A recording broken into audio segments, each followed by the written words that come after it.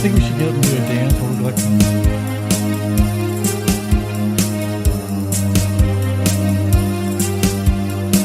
From the high plains of the Midwest, I bid you good morning, good afternoon, or good evening, whatever your time zone might be. My nod to the late and great Art Bell. I'm Keith Sharp. And I'm G. Dressel. And we welcome you to Life After Life, a paranormal webcast where we talk about the paranormal, UFOs, or the unexplained. And the biggest question of them all, what happens when we die? Stay tuned. Good evening, everybody. I bet everybody's out watching the finals, Garrett. Probably. Hey, did you say something about wanting to dance with me? No. No, I said it'd be fun if we started the show and we just danced through the whole thing. How is everybody? Good? Put hello if you're out there. I think it's just the two moderators are here. That's fine. Uh-oh, I see a third person, so that's got to be good, right? Well, Garrett, how was your week, buddy? It was good. It was, busy, but closing out that Delphi thing, the Delphi series. Ready to close that out, were you? We did our thing. We'll circle back around. Hopefully some new information comes out. I bet, are they keeping you in the loop? Yeah. Okay, good. Staying in the loop, watching to see if there's any updates, anything like that. So, yeah. I mean, because you'll agree with me that it got like a little bit wild, and it got exhausting. It did. I mean, even on my private time, I was getting phone calls from people, right? For sure, about it, and just not knowing how to react. So. Right.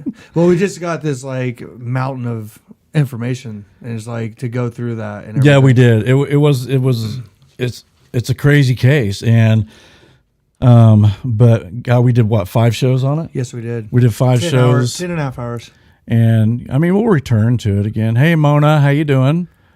Hey, Mona, what's up? Audrey, how are you? Just looking to see who's in the chat. My lovely wife, Pam, and cousin Regina. I believe Mona said she's from England, and I don't want to be controversial here or anything, but I'm a huge Manchester United fan, so I don't know who you support, Mona, in the English Premier League, but I would like to know. Garrett likes soccer. I'm a huge soccer fan. Liverpool. That's like the worst. Is it really? I mean, they're amazing, but it's a great team, though, they're right? great, but it's Manchester United's like arch enemy. It's like why? That's how it is over there. Is it? Oh yeah, that's how it should be. The soccer's great. I mean, they tear stuff down, don't they? When things don't go their way. You should. Like at the end of the match, they start fighting in the streets, head butting, and start spitting on each other. Yeah, spitting. Yeah, great. Let's see who else. Hey, Melinda, how are you? Hi, Melinda.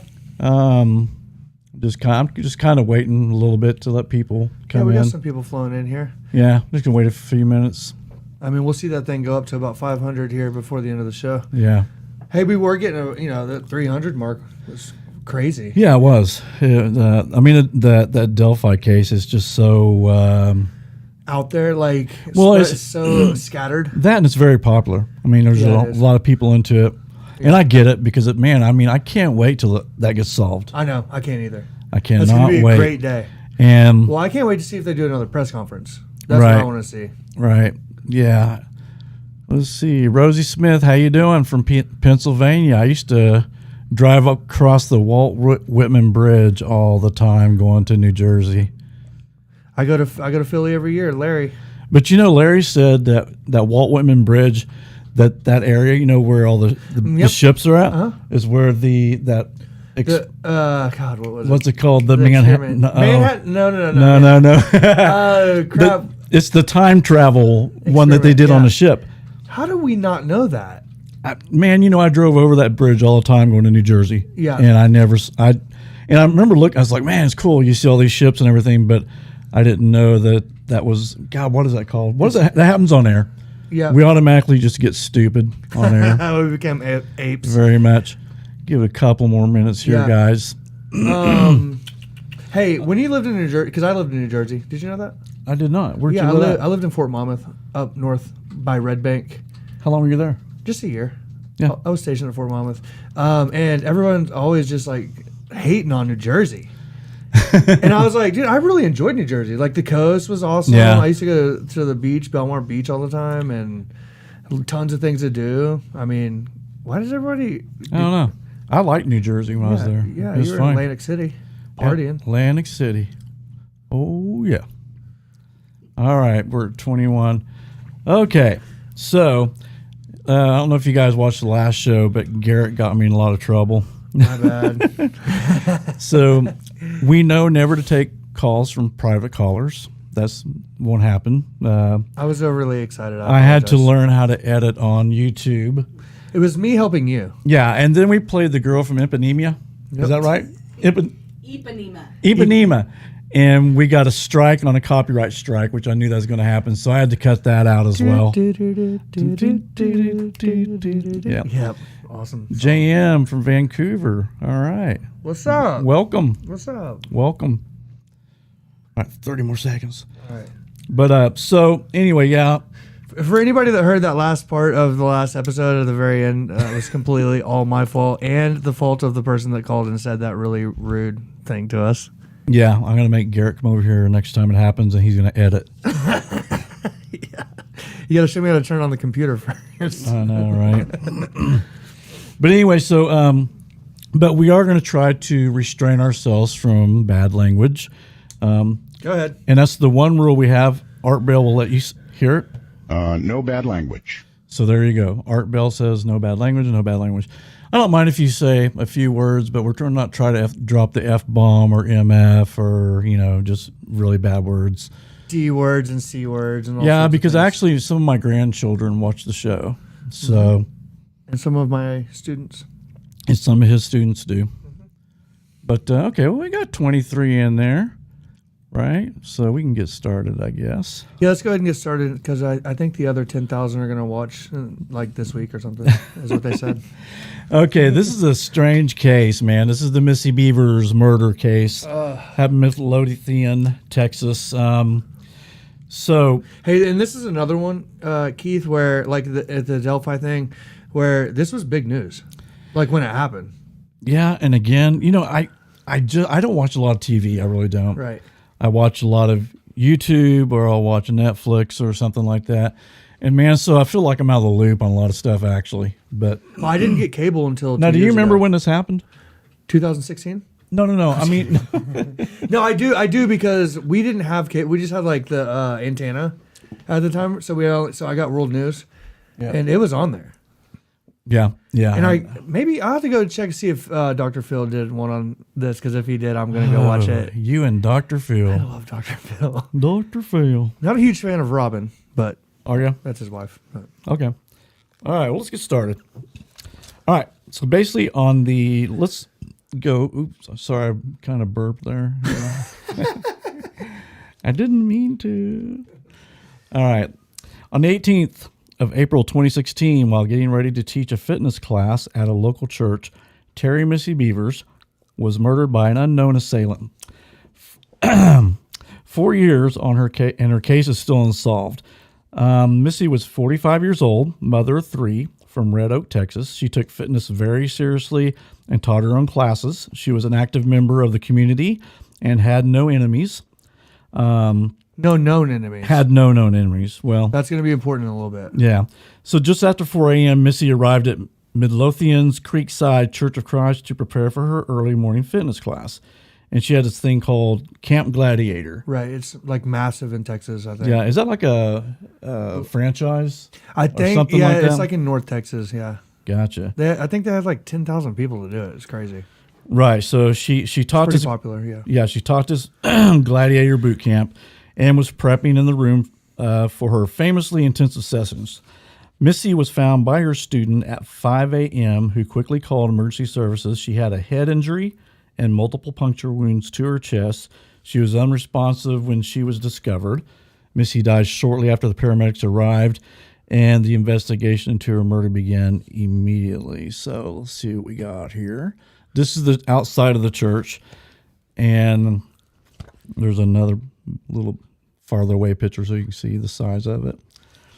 All right. And it's kind of crazy about that is, at one time, did you know that Canadian County had more churches per square mile than anywhere in the country? Yes. And so we're used to seeing big churches like this. Right. And so I'm glad they got the surveillance, but I just feel like there's probably a lot more. But we'll get into that. Yeah, and we'll talk about the outside surveillance as right. well. So anyway, a chilling video footage of the church showed a person carrying a hammer while opening and closing various rooms around the building. At one point, they broke open a door with a hammer. The person's clothing included a helmet, gloves, shin guards, and they also wore a vest emblazoned with police. So they were dressed like a policeman in tactical Like a SWAT guy. SWAT gear. Like yeah. actually more like a riot guy. Right. Yeah. And the footage of the person in the riot gear was analyzed, but the gender of the assailant was inconclusive. The killer was between 5'2" and 5'8", and their feet predominantly pointed outwards, and they walked with a limp. Glass from broken windows scattered on the floor of the building, guiding police on a trail that helped track the movements of the person in the riot gear.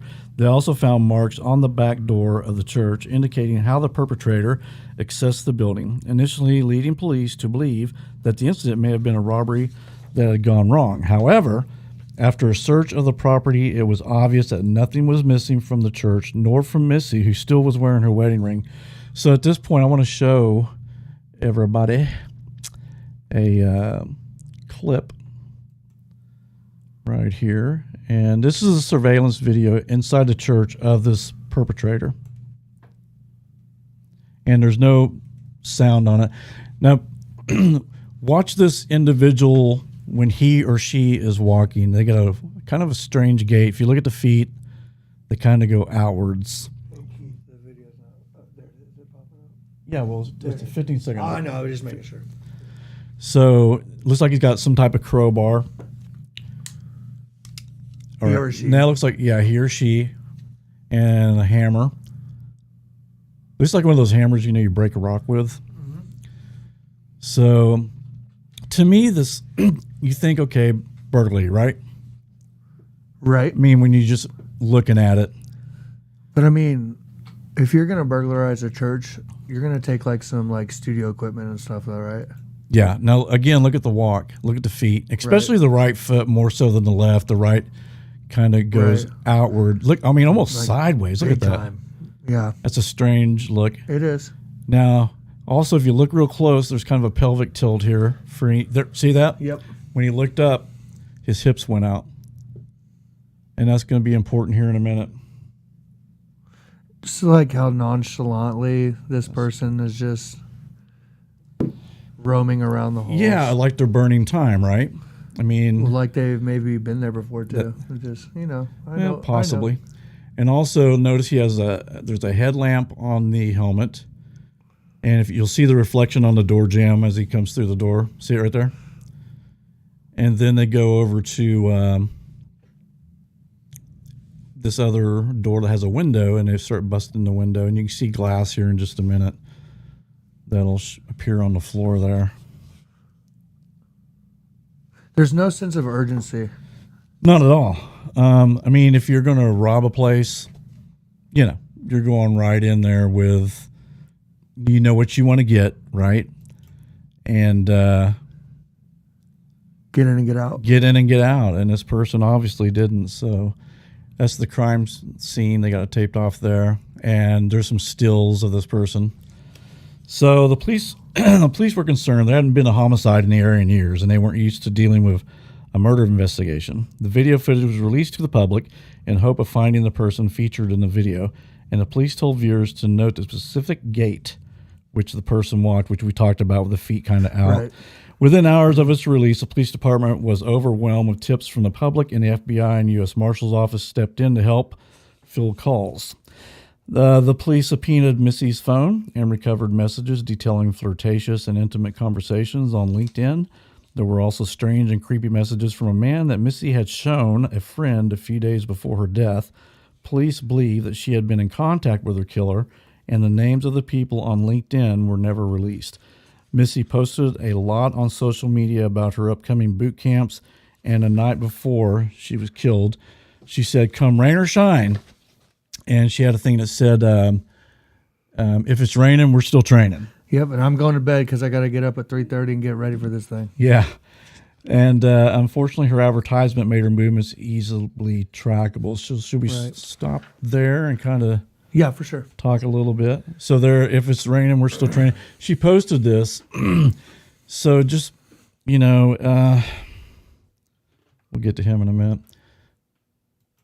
So obviously she posted a lot about what's going on, right? Right.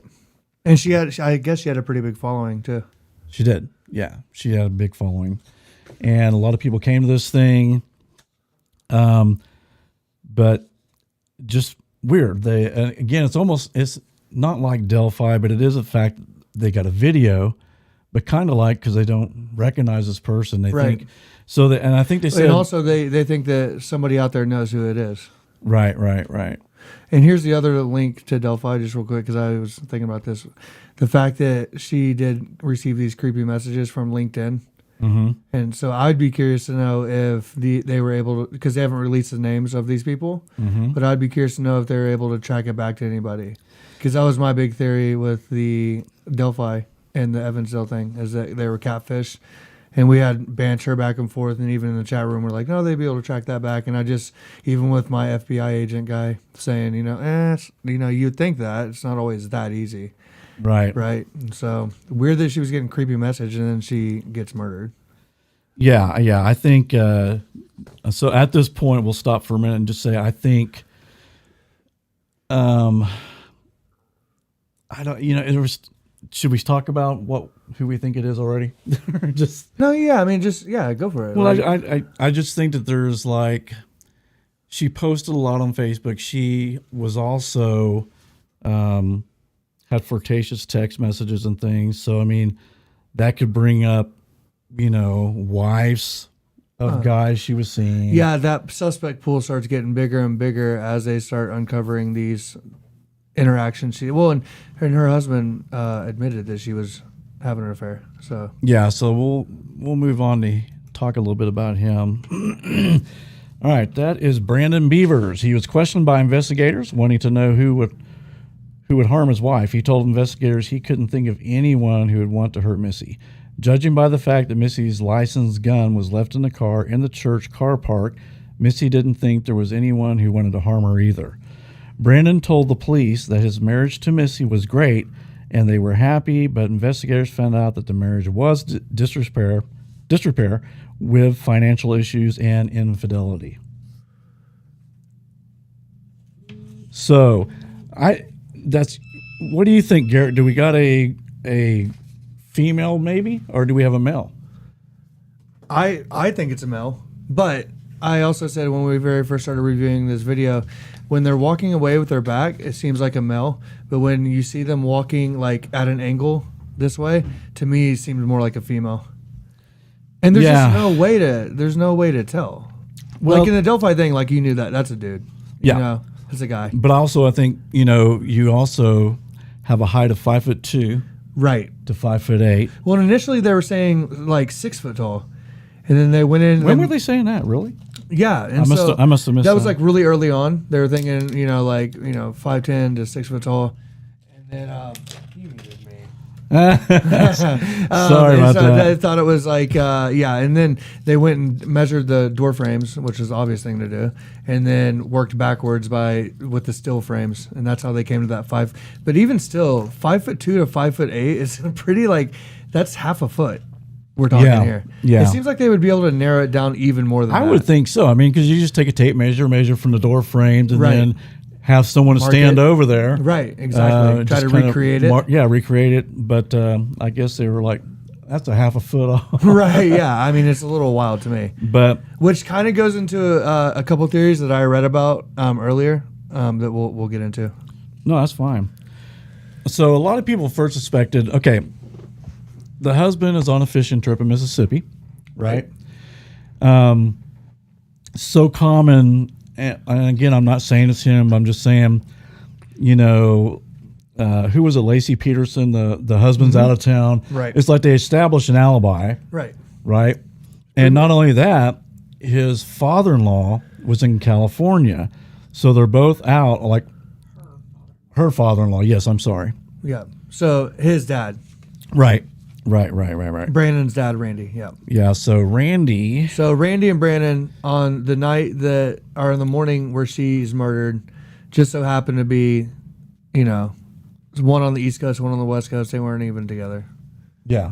Not the West Coast, but it's not the East Coast, but Mississippi's east of Texas, obviously. Right. So, And another thing that people were kind of suspicious about is Randy Beavers, the father-in-law of Missy, was kind of smirking and during the interviews and smiling. But I know everybody, again, handles things differently. Handle things differently. You never know, but it is kind of. If my daughter-in-law had been murdered, I think I would have. I don't think I've been smiling too much or even laughing. Yeah, for sure. But I'm sorry, guys. I'm looking at the chat here.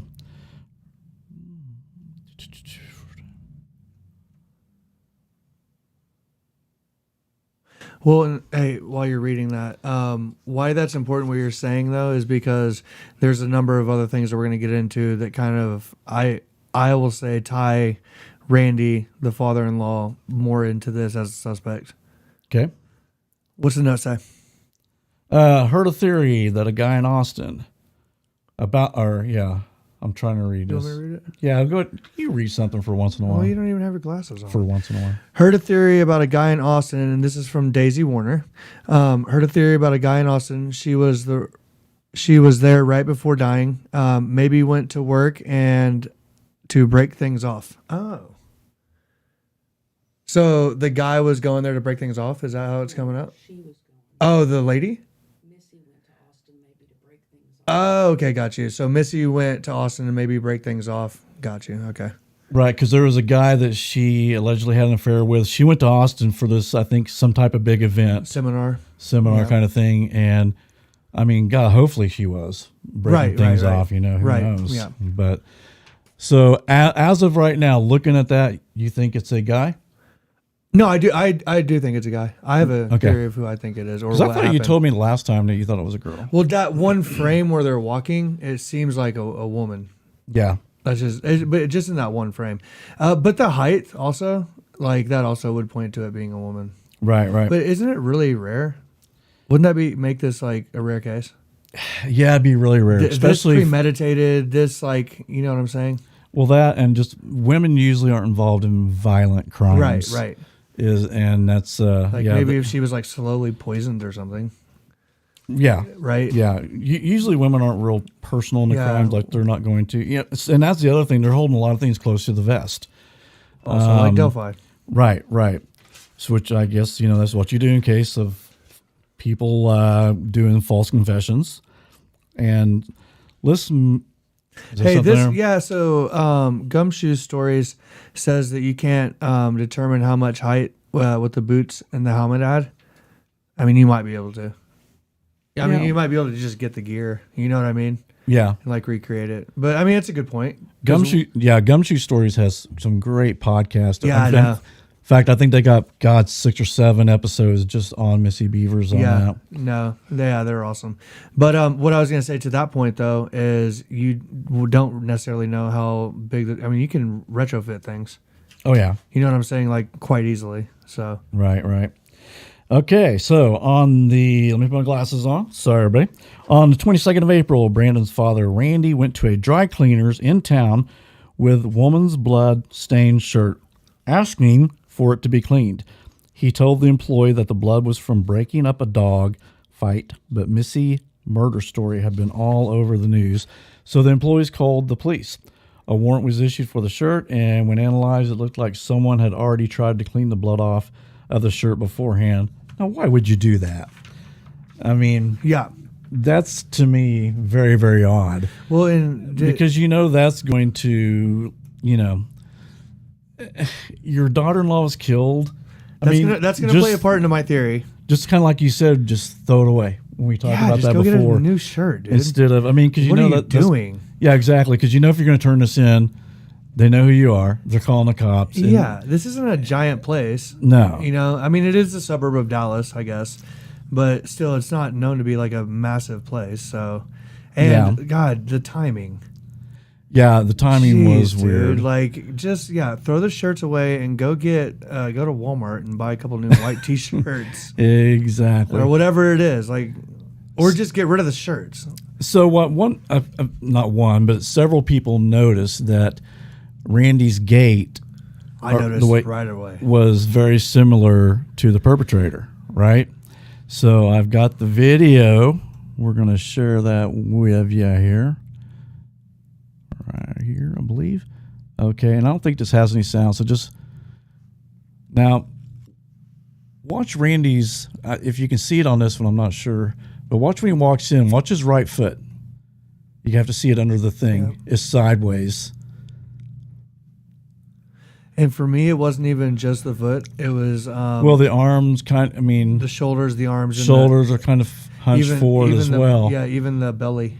Right. Which, as a guy who's got a belly, Yeah. I noticed bellies. Me too. But I noticed that, like, when I was watching that video, I was like, dude, it's not only the gait. Like, look at his arms and his shoulders and the way his, like... Yeah, and the posture. And right. And I think Randy's height is within that range, like 5'8" or something like Right. that. He's small. He's kind of round. He's got the hunch. He's hunched forward. Right. And another thing, I didn't have the video pulled up, but there's a video of him where he's standing and his pelvis is tilted kind of like this. Somebody asked a question and he, like, goes to kind of, like, look like he's they say, like, they got his attention. Yeah, well, I mean, it's even real obvious when Right. when he's getting questioned, he turns around and his hips go forward. Right, yeah. And when you look at the It's kind of like a full body thing. right, and you look at the suspect when they open that door to look up, their Right. kind of hips go forward. Right. They were saying that, but then again, we've got a solid alibi, or Well, do we? Or do we? Right. I mean, would it be hard, do you think, to, like, set up an alibi for something like this? Like, for the Delphi thing, I think it's completely different. These are two innocent, like, little girls. And I'm not saying, like, Missy's also innocent. Like, nobody deserves to die, right? But she's 45. Like, you know do you get what I'm trying to say? Yeah. Like, I don't think, like, finding an alibi for this, if you made it seem heinous enough, like, that, like, something you're going to talk about, I think, in a little bit, like, say that your grandkids, if there was a divorce happening or something like that, and your grandkids were at risk of being separated from you, or you're going to lose time with them, like, wouldn't that be an easy way to, like, get an alibi? Yeah, I'm saying it would be much easier to find somebody that would be like, yeah, I got you. Yeah. Right. I think so. So in this case, Yeah, and if we were to say it was Randy Beavers, again, all alleged, would his? I mean, again, do you think his wife would cover for him? And I know they have photographic evidence that they were in California. I mean, now were they with also friends that could vet for him, or right? Yeah, Well, if anybody knows that in the chat room, put that in there. I'm well, curious. no. So we got a note here, and this is actually we'll go on with my theory as well. It just says murder for hire ? Randy is 5'10". Oh, okay. And so, yeah, because for me, again, this is a very look how nonchalantly this person is walking through the hallways. Mm-hmm. It's very well planned out. I mean, they took the time to put on all that SWAT gear, like, and so why, if it's that well planned out, if I'm going to have an alibi here and an alibi here in Mississippi and California, and I even think that him turning in those shirts, because to me that's so freaking stupid. Like I feel like that's part of the scheme. I can't even imagine. I mean, that's what I'm saying though. It's like it's because almost like, you're going to bring attention to yourself, right? But well, if you read too, like the stories that were coming out too, like they say that Brandon's fishing trip was like planned out well in advance. Right. Which would mean this situation was planned out well in advance. Like they played this. And the father-in-law and his wife would have been planned way out in advance. Well, exactly. So, but it is odd, both of them being out of town at the same time. And so for me, like because we talked about, and I think it was Dateline or 2020 has recently done an episode on the dark web, hiring killers. Do you remember me telling you about that? Yes, I do. And how difficult it was for these like seasoned. One of them was like an ex-CIA analyst who now works like privately, and so but it took like a year to find this one killer that was on this dark web. But they were like, it was scary as they started going down that rabbit hole how prevalent this was. They're like, holy cow! Like this is it's its own economic, like it's everybody's monetizing on it. Like if I want you dead, you go to this if you're able to find it, and it was that easy. How often do you think that happens? I don't did know, but people really go. I mean, people go on the dark web. Like, if I wanted someone dead, I could go on there and find a hitman. according to this episode, I mean, and they're credible. Like, Yeah. it was credible investigative reporting, and so Yeah. But for me, whenever I was like kind of going through this case, I was like, it almost seemed like they wanted to find somebody that fit the description of Randy. And while that's happening, have Randy out here, have Randy turn in the shirt with the blood on it that happens to be dog blood. Have Brandon's over here. I mean, and at that point, they're like, as a police officer, you're like, oh, I got it. The smoking gun, the blood on the shirt. And then they're like, oh, it's Chihuahua blood. And even something I read where somebody pointed out is like, because there is a theory out there that again, this is just hearsay, that Missy was in a romantic relationship with a cop.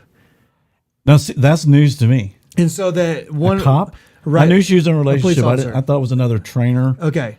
Well, supposedly there was this wasn't just a one. Yeah. Okay. So, I know she had more than one affair. Right. And so, but by wearing the SWAT gear that said "Police So Bolden" on the back, was almost like a jab at the person that she was having the affair with. Oh. Right. And so I could see it being a hired hit. That's kind of where I was going with it. And one thing I wonder too, the police gear, from what I understand, you can't buy tactical gear. I mean, I saw a guy who sold this type of stuff, and he said you have to show your police identification to actually get anything that says police on it. Yeah, but you could make Could that.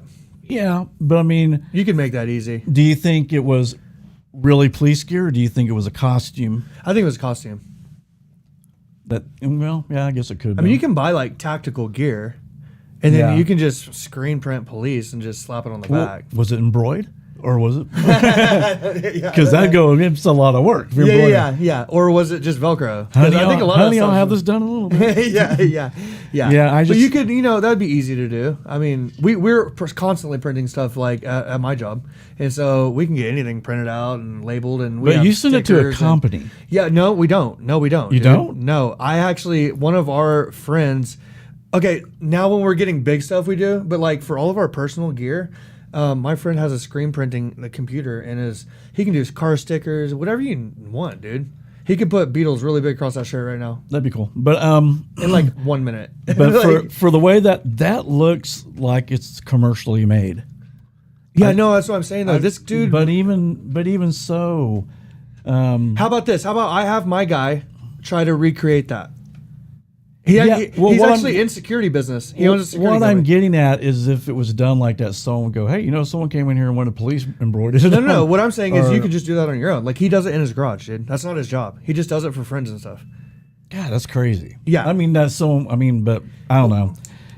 So I don't think it's out of the question to think that like because one of the theories is, and you said his name when we were talking before we went on air. The guy that used to be a tactical police officer. Forget his name, but you said that he had actually outgrown his gear. Yeah, we're gonna get to him in just a minute. He was one of the big suspects in this case. Right. Well, Right. Hey, do you have video of him by any chance? Did you add that in or Yes, not? I did. Okay, good. Yes, You're so yes. good. I know. I am good. All right. Let's see. Where are we at? We showed a picture. of We Randy. will get into the hired hit scenario soon. We're We gonna go will. down. We're gonna go down that rabbit hole. This is one. Yeah, we're not gonna do 5 episodes on this either, right? Yeah, So- right. Like, hey, 10 hours later, we're gonna be like, and that's the end of our Missy Beavers series. Okay, so anyway, police also noticed that Randy had a similar physique to the person in the security footage from the church, and he walked with a limp. However, Randy was in California when Missy was murdered, and his alibi cleared him as a suspect. Brandon's sister, Christy, corroborated, there we go, her father's story that the dogfight happened. Okay, Right. never mind. And the report eventually came back as positive for canine blood. But by then, the damage was done. Randy was chastised by the... What is that? That's loud. Dude, did a UFO just go over Yeah, I your think a house? UFO just landed in my yard. Oh my god. Anyway, so Randy was chastised by the community, and despite all the reports being made public, he was, in their eyes, guilty. I don't know, man. He fits that description and everything, and Yeah, but he looks down for it. Like he looks down to be guilty. You know what I mean? Like because this is a well thought out plan. But think of if that's the case. let's look at it this way. And again, these are all allegations, guys. I'm not saying anybody did anything. We're just talking. We're just talking about the case. We're just talking like we're having a coffee at Starbucks. Yes. Okay, so I don't know, man. We'll move on. I'll say it later. Okay. Okay. Did you forget, or do you just want to say it later? No, I forgot actually. No. So here's something interesting. A few weeks later, police found security footage from a nearby sporting goods store and discovered a Nissan Altima driving around in a nearby car park a few hours before the murder. This video was also released to the public, but the owner of the car never came forward, and no one knew who the car belonged to. So I do have that footage. This is really weird to me. Have you seen this, Garrett? Yep. Oops, wrong. Here we go. Okay, so let me put it on. Excuse me, folks. Okay. So this is silent footage. So this car. Is this at the church? No, this isn't a church. The church surveillance cameras weren't working at the time. Okay. So he's pulling in to a sporting goods store, right? Now, this is down the street from the church, though. Some people said it was across the street, and that's not true. I think it's almost a mile away, but not quite. But you can see it's raining hard. This car just turns off his lights as well, which is odd, right? Yeah, and then turns them back on. And what did you said that car was a white what? I don't know if I said white, but it was a 2010 to 2012 Ultima. Right. I think it's gray or silver. Yep. What is that? That's like a slow-mo of the car driving by. With its lights off? It's a different angle. No, it's just a different angle. But are the lights off? Now they are. Wow. And we'll talk about why this may be important. Is that another car coming behind? Okay. Yeah, that's another car driving down. And he's like, I'm just going to take it right here and hope that, okay, let me look at my rear view. Look, he stops to check his rear view. Okay, they're driving good. That's what I do when I like. And then it's almost like I guess he just turned. Someone said they were just flashing his lights. See, he turned them off, turned them on, but I don't think he was flashing like he was signaling somebody. Yeah, no. I don't think that's the case at all. Wait, are those cars parked right there? Yeah. You see? Okay. Yeah. He probably turned them on so he didn't look creepy. You know what I mean? Yeah. And some of this I've never seen. This is interesting. This is interesting. Some additional footage here. This whole thing's like 8 minutes long, so I won't play the whole thing. But no, it's okay. This is important, actually. Yeah, it's going to come and play here. In fact, it's the next thing we're going to be talking about. But this is weird. I think this happened, around 2 o'clock in the morning? 1:58, and I think they drove around. What I read was 8 minutes. 6 to 8 minutes, but this seems like they just pulled in, circled around, and we'll talk about it whenever you get into. Right, and that's odd behavior. Yeah, and also it kind of makes if you notice like they made a circle. That's what I'm saying. Yeah, and I'm getting ready to bring that up. Why I think that was the point that they did, and then look how they stopped because there you got a view of the church. Okay. Well, hey, and furthermore, that whenever they're pulling in, and I was like, is that a car? You see them kind of stop at a weird angle. As if they're looking in the rear view. You know what it makes me think is maybe they didn't stop because they didn't want a good super description of the car or the person inside the car, right? Right. So they're just like, driving there. Very suspicious. All right. Hey, and I think the reason why they probably turned their lights on is if you look at that one camera angle, there was actually a couple other cars in the parking lot. Mm-hmm. So, I mean, if I'm in a parking lot at 2 a.m. and I see someone driving around with their lights off, I'm probably going to be pretty skeptical. Right. So, the theory behind that, are you familiar with that? That's creepy. I am familiar with it. Yeah, I'll let you go. I'll let you lead. Yeah, so basically what they think is possibly this is the suspect in his car. And what happened is he drove to the church. He busted out a window to check for alarms, right? So after he busts the window, he drives away. He goes to a point down the street so they can see if any emergency vehicles show up. Right. He waits a few minutes, doesn't see anybody, then he knows it's clear to go back in. 100% is about what you said. 100%. Everybody take a shot. Whatever you got. So. No, yeah. So wait, and that's what you've read, or is that what you believe? No, that's why I read that a lot of people believe that the car that basically I believe that. it makes total sense Yeah. because I mean you're especially if murder's on your mind, you don't want to sound off the alarm. What I told you And- about our facility is if I used to I'd set the alarm and then forget to lock it. He was late because of that one time. Yeah, and the wind would blow and it would the cops would be there in under a minute. Yeah. Like they're there quick because it goes right. And so it's actually your theory and what you've read, right? Right. Is that's way more plausible. Yeah. You would go check it, and the way he's circling around seems as though, you wouldn't just sit there and watch. No. You would just be circling around. Okay, I don't see anybody. I stop. Wait, I see headlights.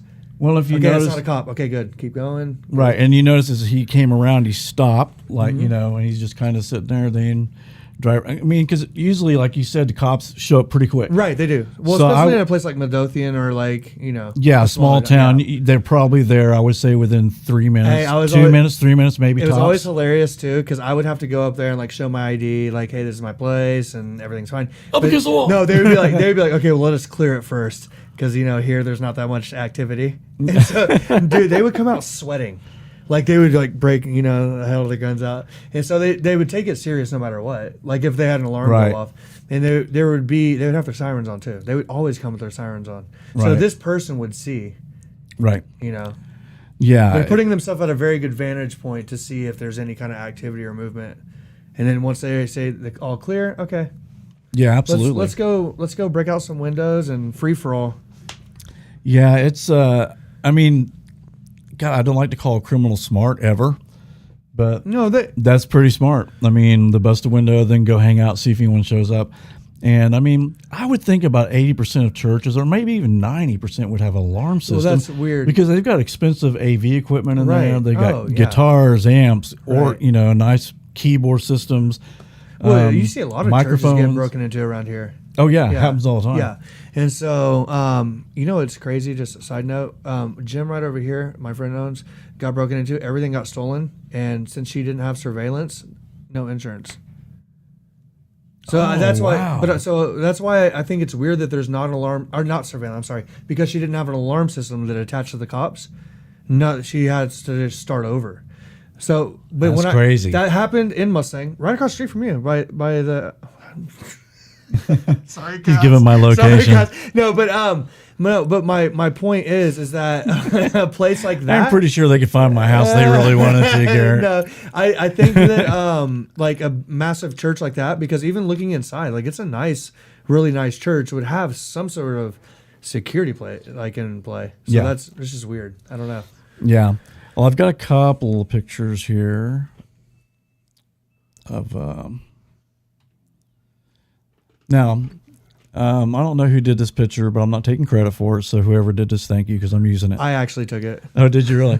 No, I actually did the Photoshop or whatever. But you can see hand up there, and Man, it almost looks like they're in their tactical gear right now. I know, yeah. If you look at it.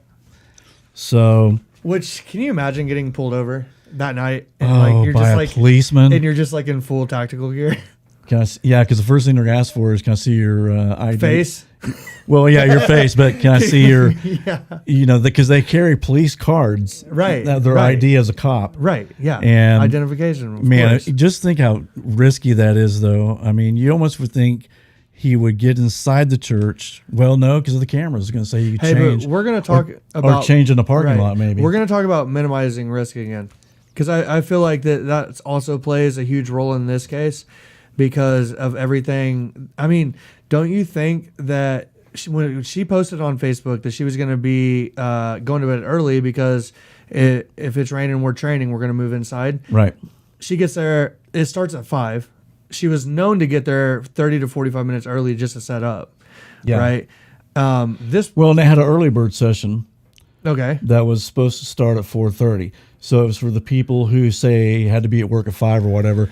She would get there around 4. She was running a little behind. Okay. I think she got there about 4:20 is what they say, which brings me to the point of, their surveillance cameras outside weren't working. I know. So Yeah, but They could have seen this white car. Right, if that right. didn't happen. Well, my point though is if it's just some random occurrence where, so even like a sloppy like hit job, Right. like, well, if it is a hit job, you would have to have that information that, hey, this person that I know so well, my girlfriend or my wife starts class at this time, but she gets there at this time. So you need to be there at an earlier time. Right. Right. Like some random person wouldn't know that necessarily. Yeah. They wouldn't know that they had time to break a window at 1:58, or let's say at 1:45 they break the window, they go drive around the parking lot. I mean, it seems very well planned out, all the way down to the tactical gear, and so that ties me into the hit. Yeah, but think of it too as they must have not known about the early bird session. People showing Right. up at 4:30. I never heard of the early bird because session. they must have. I think they think she had left her keys on the bumper. Right. And she also had a concealed carry license, had the gun inside the car. Went inside, and they say shortly after they think it's when the attack happened. Right. And so I think you're right. I mean, it's very visible all over Facebook that, hey, we start at 5, blah, blah, blah. Right. So whoever was going to attack her would know when to be there. And But they would have to know that she got in there, super early. But Right. so early that they have to get there at like 2. They have to start this thing at 2 when the class is at 5. You know what I mean? Like it kind of narrows it for me. It narrows it down, and who would have that information necessarily? yeah, absolutely. I don't tell people what time I'm getting to my gym. Yeah. But They she know I was- get in early, but I'm not like, you know what I'm saying? Like Cass does. Like Yeah. she knows that I'm going to leave like an Well, hour before. they had to set the stage, right? Right. Oh yeah, So, of course. Anyway, I got a little picture here. I don't know who did this. Probably Gray Hughes. Thank you, Gray, if you did. But over on the top of that picture, that is the church. Okay. This is the sporting goods store. Where the car was taken. Right. So if you're over on that side, far side by the main street there, you would see flashing lights You would. You would. of cars coming Well, in. and I'm glad you said that, because initially I was going to ask, I wish we could zoom out and see where the nearest police station was. Yeah. Because if it's on this side, that's crazy. Right. But like you said, from that vantage point right there, you're going to be able to see. Right. So, like you said, I totally agree. This was I do not think this was a burglary. Yeah. They didn't take anything for one. Right. So that's just crazy. It was not a burglary. Oh no, absolutely not. All right. So moving right to I along. like that map right there. That's important. Yeah, because it shows you kind of it's less than it takes 38 seconds from that church to this place. Some guy drove it and timed it. Wow. So less than a minute you can be there. So that's pretty quick. And That is very that's quick. Pretty. Again, I hate saying smart, but that's pretty smart to do. Took some planning, dude. Yeah, I mean, you're getting ready to commit a murder. You better make sure that you don't trip an alarm. And so, what if the alarm went off? Then I guess, Call it off. well, Missy would still be with us, I know. I wish that unless this was a thing. Well, if I don't get her now, I'll get her some other. Right. Like a hit. God, that's for sure. horrible. I know it is. All right, there was another vehicle, Garrett. Did you know that? I did not. You had mentioned to me. Was it a liquor store? No, Okay. Yeah. Garrett, just hush. That was a different story you were telling me. Okay, go ahead. That's a liquor. Go ahead. Okay. Hey, wait. Can I address something real quick? Because I got a note here. Yeah, go ahead. J.M. Cole says this, okay? And I just thought this was interesting. Some men are cheap and don't like spending money on new shirts. Let me just comment on this real fast. Some men are cheap, Are they referring to you? but a lot. I guess I do it. Hey, some men are cheap, but a lot of men are lazy. Yeah. And to go drop it off and then pick it up, I just would go buy. What would you do? Would you take your shirt to the dry cleaner if it had blood on it? Hell no.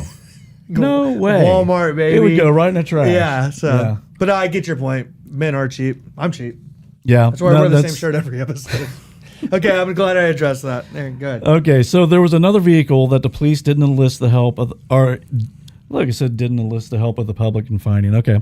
It was a dark SUV seen leaving the church car park at the same morning around 4:30 a.m. So let's stop right there for a minute. Okay, that's a white car. That's an SUV. Now, there is a chance that that car that pulled into the sporting goods store had nothing. Oh, man. We're not. That's a private number. Not happening. Sorry, guys. Yeah, guys, if you call me from a private number, not happening. Anyway, so if that's the case, Garrett, then that means that, the white car wouldn't have been the suspect's car unless we got two people involved, maybe someone watching out. I mean, if he had and I didn't notice if the guy had a radio, like a two-way radio. Right, yeah. Because, I mean, if you're murdering somebody, it'd be good if you got, hey, cops are here, or right. something. So that's interesting about Hey, the SUV. actually, JM Cole. Okay. Is it private? Yeah, private number. Guys, if you call from a private number, I'm not answering it. I got bit the last time we did that. Yeah. And probably, I had to cut it out of the video, which... Hey, real quick, JM Cole did bring up a really good point, though, is maybe that could have been a security car that was going around in that sporting good place. Yeah, but here's the problem with that. No, the cops showed that to the public and said, hey, if you own this car... yeah, nobody stepped forward. If you own this car, please step forward so we can, The security company would have immediately been like, hey, that's... they would have said, that's us, So the fact that somebody did not... Can you put that thing on vibrate? Yeah. Anyway, that's funny. But, it's. What do you think about that?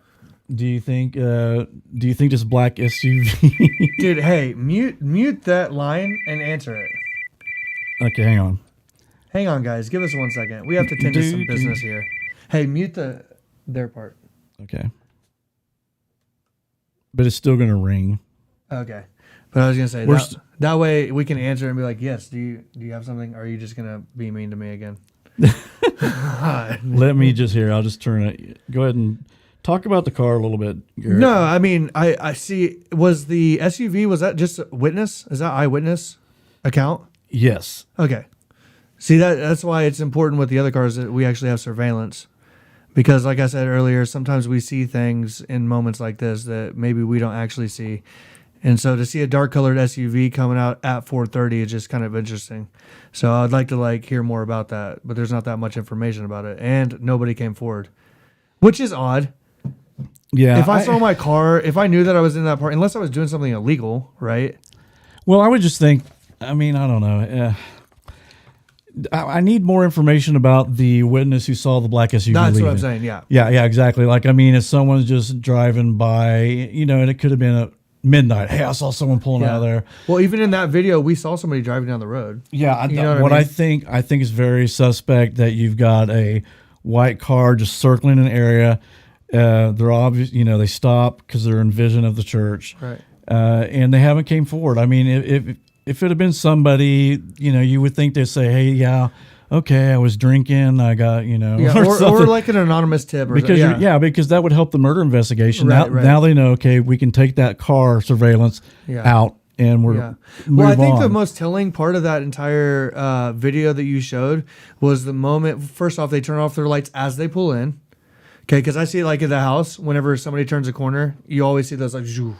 And so they turn off their lights as they're pulling in, then they turn them back on, right? Okay, good. Yeah. We're in the clear. There's no cars there. Okay, this is weird. And then they keep going, and then as a car's coming down the street, which again, at night you're going to see that, right? Because they're about to go to the right, okay? Mm-hmm. They actually stop right there. Turn off the lights, and they're looking at, because I was saying earlier, whenever a cop, I think cops following me or something, I'm always I'll pull off and I'll be looking in the rearview mirror the whole time, and so I get that, I can put myself in that situation if I'm waiting for somebody to come, and so they stop. I think that's the most telling part of that video, is that moment right there, because they're waiting to see if that's a cop or not. That's responding to what they just did. And then they look in the rearview mirror, or they turn around and they say, okay, that was a truck. We're good. Yeah. Keep going around. And I think that's also why they kept moving. Right. Because of surveillance cameras. Right. That way, because in cases well, man, they could get a picture of me through the window. They could get license plate. It's harder. Yeah, it's harder to move, or harder to get a picture when something's moving. Well, I also thought it was interesting when they turn the corner and those two cars are parked there, they flip on their lights really fast. Yeah. Like, oh, just going through the parking lot 2 in the morning. Now they did what I didn't show. There is it did eventually. I don't know if you noticed. There was a big light, like a street light in the our parking lot light. Right. They did eventually park under that light and sit there for a while. Was the front end of the car under the light or the back end? The back end was facing the church. Yeah, but the front end was under the light.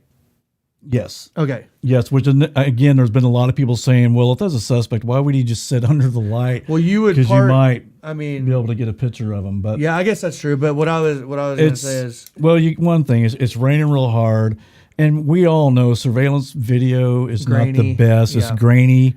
At best, it's grainy and blurry, and you got it raining. Interesting. Like, don't you think? I'm sure from 2016 to now, like I bet they've upgraded.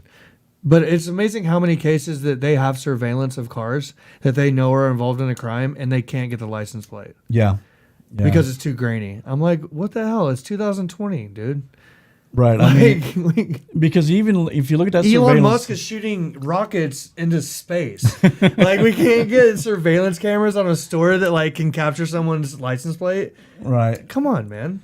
I know.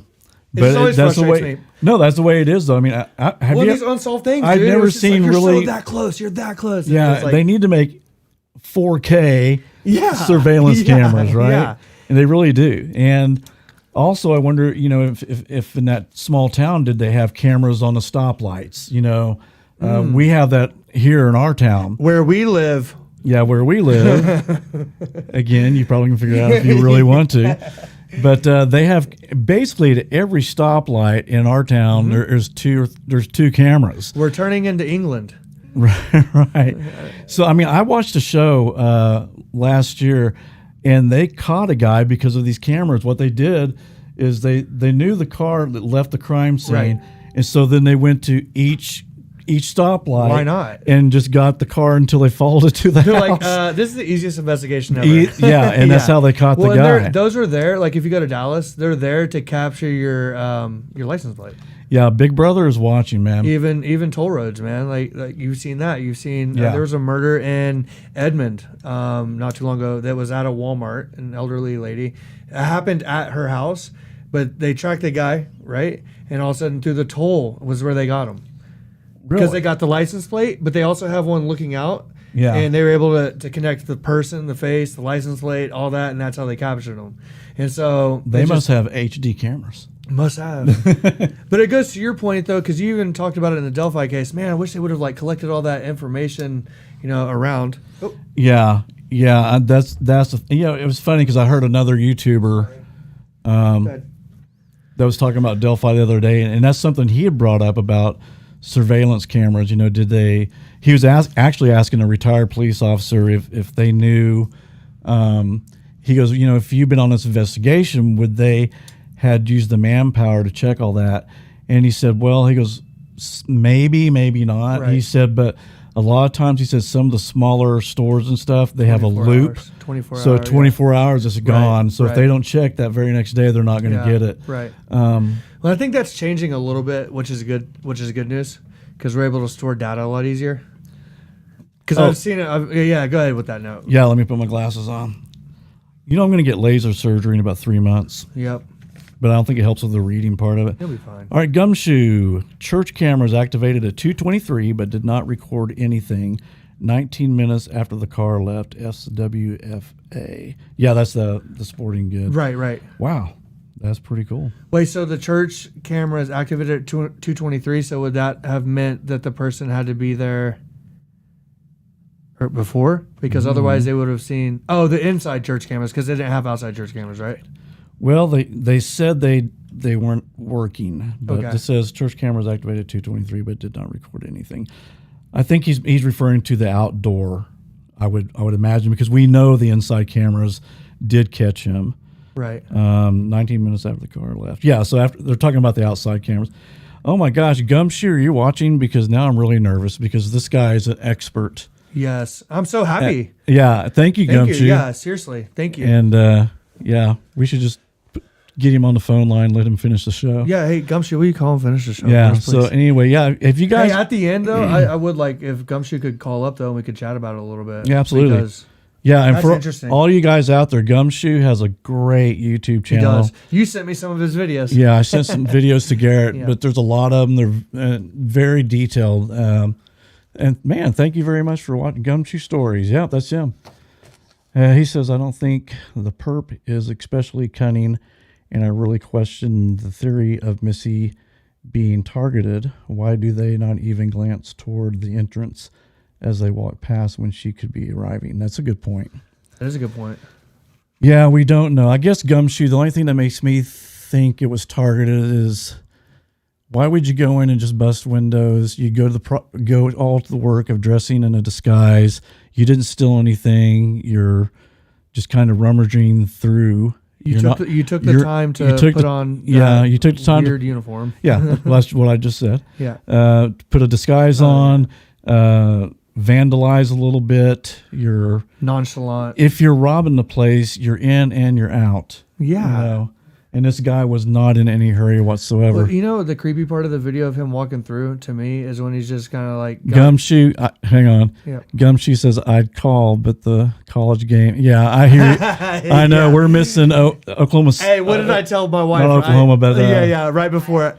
Ohio State is playing Alabama. Nick Saban's the man. I know, and that's why I was like, should we do this video today or I not? said let's because I kind of want to watch that game too. I'm recording it right now, so don't say anything. Hey, no updates in the chat room, Gumshoe. Yeah, no updates. I already no told updates. my wife to record it for me. But no, to your point, the creepiest part of that video when he's walking through the hall, or he or she, is how they're just kind of like rubbing against the wall, like, you know what I mean? Yeah, didn't he have his hand like? Yeah, like Did he have gloves on though? he had to have gloves on. Yeah, but I mean that is odd. Like just kind of, you know. Well, I mean, that's what I'm saying. It's like the level of comfortability in that area. Like if you hadn't been there before, Yeah. that would be, you wouldn't have that level. You'd be like, as a killer, if you know you're going to kill somebody and or rob somebody Also, or rob something. Also, something I just thought about is Missy usually did her exercise group outside. So for this guy to show up, he is almost like he knew they were going to be inside. Maybe. Right. Well, she posted it. But again, I don't know what your thoughts, Gumshoe. Now I'm really nervous. It's fine. No, I'm just teasing. We do the best we can, but let's move on. So some months later, in the fall of 2019, the police realized that a tip had been phoned in multiple times during the investigation. The new lead was regarding former Lancaster police officer Bobby Wayne Henry. Well, that sounds like a serial killer's name, doesn't it? Definitely does. Bobby Wayne Henry. He was also a tactical officer who admitted to police that he still owned his riot gear, but it didn't fit him anymore. Henry was a licensed security guard who worked Missy's funeral, and also, I'll add, he volunteered to work the funeral. Really? Yeah. And attended Mass at Creekside Church of Christ, which is where she attended. Henry was suspended from the police due to an aggravated sexual assault in 1996. He owned a similar car to a second vehicle police were looking for information on, and he also walked with a limp. Noticed that when I saw the video of him. Yeah. That's interesting. Just the way he was when the standing. media was covering the funeral, they noticed his gait, his walk, and one of the cameramen, they said, hey, Went down. Yeah. yeah, film is walking, and then they turned it in, and I think that's kind of what started all this. But Well, and it was weird because of his attack on women. yeah, Because he ended up, I think he didn't get in trouble in 2003 because he had an event, and then something with his mother-in-law, like in 2008 or 9 or something, yeah, and he got in trouble, obviously. So yeah. He's an interesting character, but also I think But why? he's 6 foot. well, I was gonna say, like, why would he go up there and kill Missy? Yeah, there would be. I mean, there's no MO. He doesn't have a past history of murder. No. You know, so I think basically, He also claimed he was a Navy SEAL. He's a yeah, liar. yeah, he was. He would tell yeah. like tall tales. Yeah. You know. You can go to a bar and hear people go, "Yeah, I'm a Navy SEAL." Yeah, I mean, yeah. people say that all the time. Right. But yeah, he just he's not his motive for one thing. Tall. He's too tall, and I think what started that, I think just the news camera guy Right. noticed it and thought, "Hey, it's Good interesting." for him though. Good for the camera guy. And I did, and I watched the video, and he I did too, does yeah. kind of have that. But man, and again, I'm not. But Randy Beavers sure has that walk. I know. But he has a solid alibi. Does he? So we think. Yeah. Who knows? I Yeah. don't know. Let's see. So despite help from FBI and seemingly strong suspects, the case reached a dead end. An unease quickly rippled through the city of Midlothian, with Missy's killer still free to wander the streets. Internet sleuths began to comb the internet for clues to try and help find Missy Beavers. And I'll go ahead and show you guys this Bobby character that we are talking about, so you can kind of get a look-see at him. Oop. That's a cool logo, isn't it? Yeah, you did good. And that one didn't work either. That's kind of weird. That's a Why is cool that? logo. There we go. So this is him. And I actually have a bit of an interview, so we'll go to that. And let's see, right here.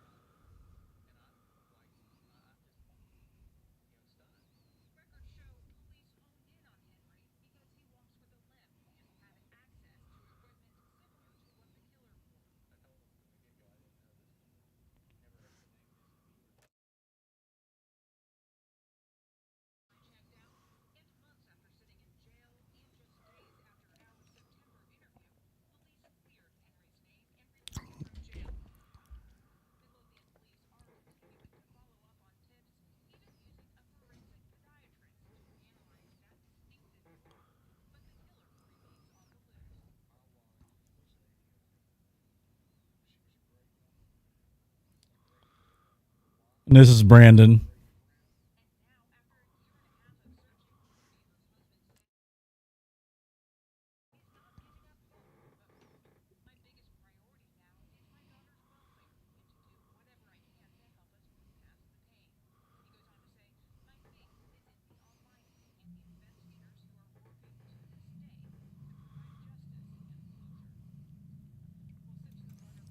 So we'll stop that right there. But But what do you have? What do they have to go on? the other thing too, besides the walk, was he has tactical gear. Right. But he said, well, I can't fit into it anymore, so I guess he's gained quite a bit of weight. I mean, yeah, we all do after 10, 12 years. Yeah. So, but I just don't think it's him. I don't either. I don't think it's him. He doesn't fit the description, for one. He's too tall. Yeah. Right. So anyway, let me. Hey, that something kind of stood out to me there at the end of that little news segment, where he said investigators to this day are working to bring justice to this case, and so that's why I asked the question, like, what do they have to go on? I mean, if there's no outdoor surveillance, if this person's wearing full tactical gear, they can't find the person that walks like that. If you're wearing that kind of gear, I doubt you leave any DNA around. Yeah. Right. If no one's coming forward about the car, what else was left there? Was there something else? Was there? Because that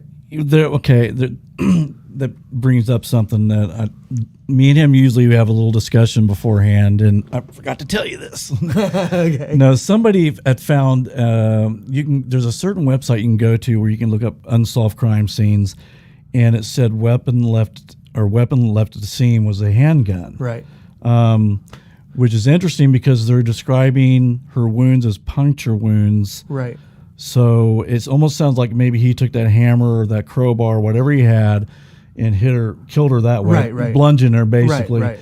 And didn't use the gun. But I mean, at some point, why would you chunk a handgun? But do you think that would they consider that entire church and parking lot part of the crime scene?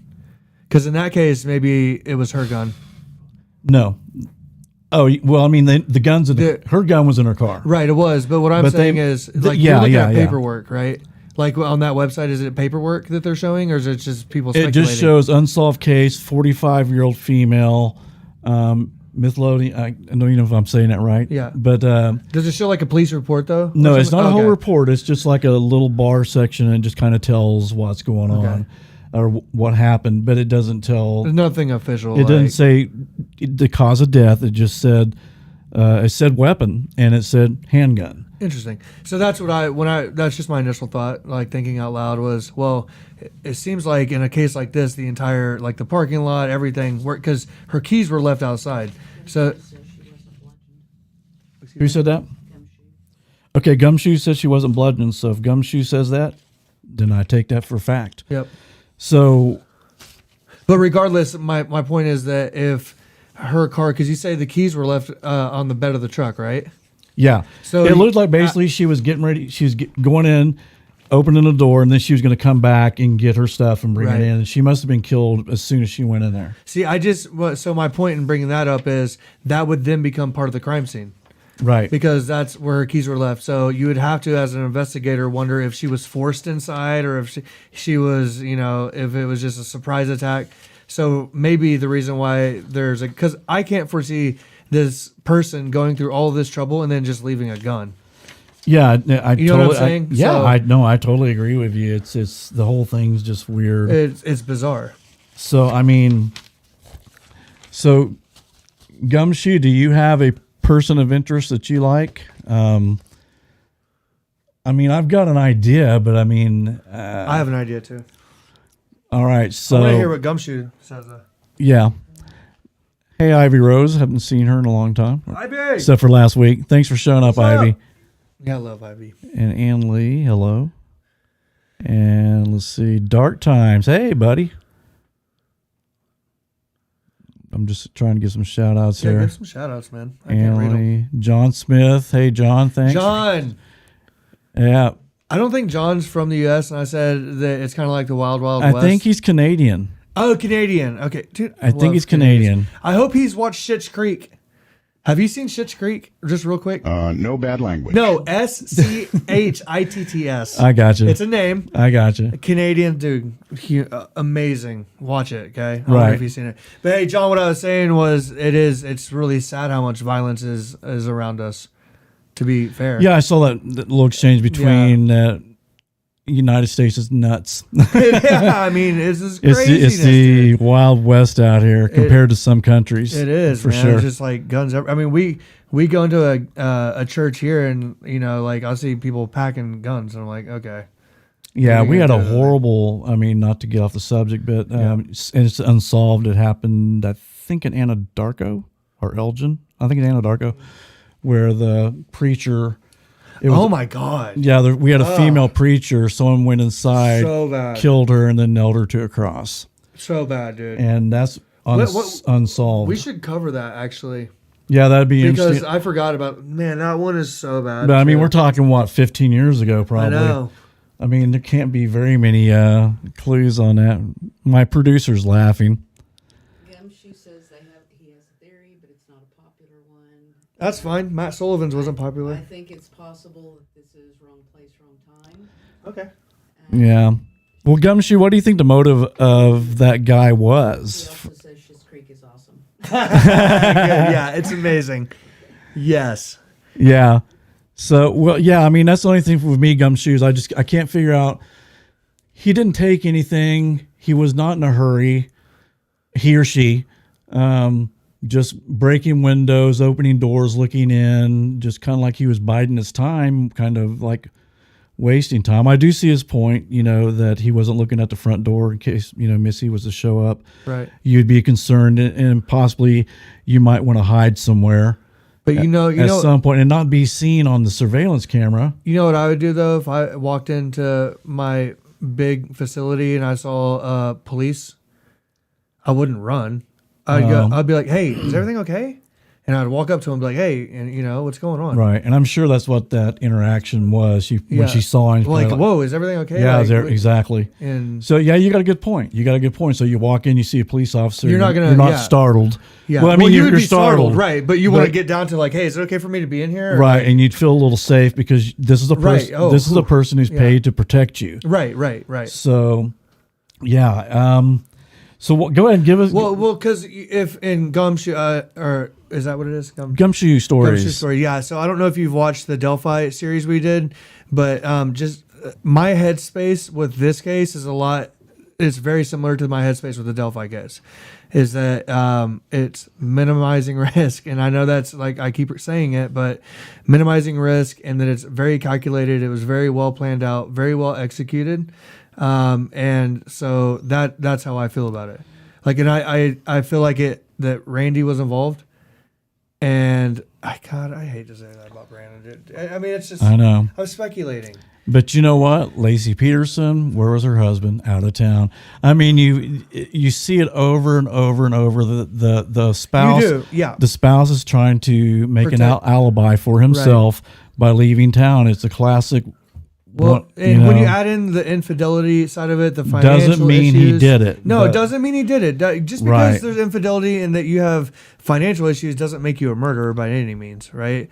But what I'm saying is, collectively, from what I know and what I've read and like the information we have, and I'm trying to stay as close to the facts as possible, right? I don't think I've said anything that hasn't been factual. This is all information that's been publicly, acknowledged. Yeah. And so just taking the information that's public and trying to tie that into something, that's what I believe. And so, yeah. And I mean, a lot of work. And like I said, the fact that they brought that up, that this was a very, this fishing trip was very like planned out way in advance, is Yeah. also finds, I mean, I guess you would. Yeah, and as sick as this sounds, as someone I talked to said, well, you know what? Killing someone's cheaper than divorcing, especially if you've got financial problems, which is what a horrible thing to say. So somebody you talked to said that? Yeah. Yeah. Yeah. But in some people's sick mind, they're like, man, I can't afford to get a divorce. And if they're a little have a little bit of sociopath to them. She's gonna call in.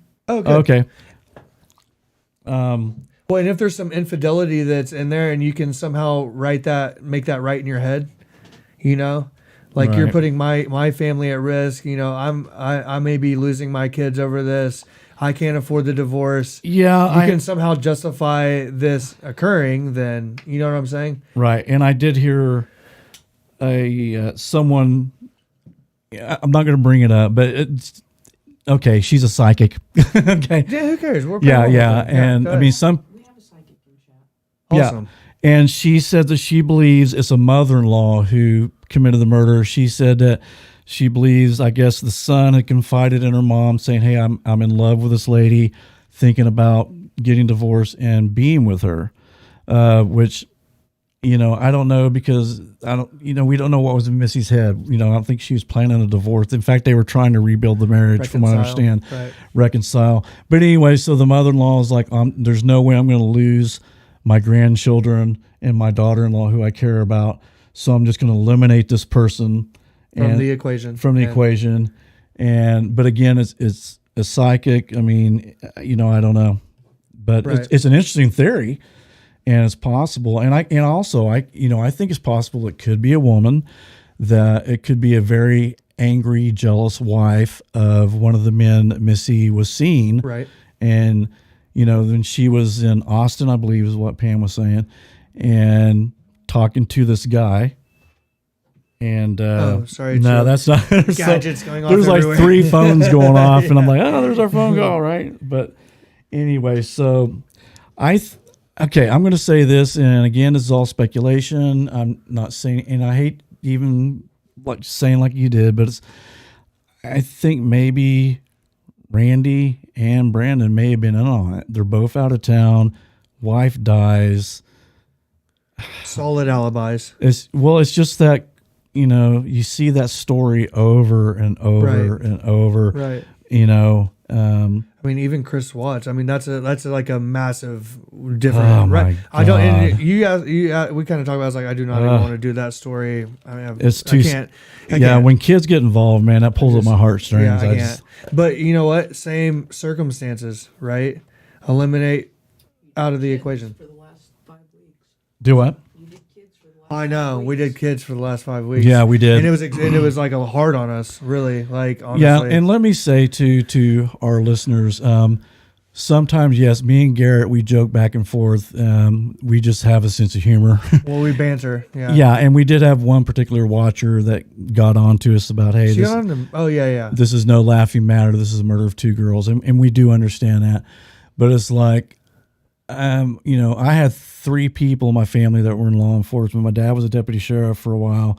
My uncle was a lieutenant of the police force, and my cousin was a highway patrolman. And I was in the Army. And he was in the Army. And they told me, they said, you know what? They said a lot of times you might see us laughing at the crime scene. He said, but we're biting our lips and we're trying not to cry.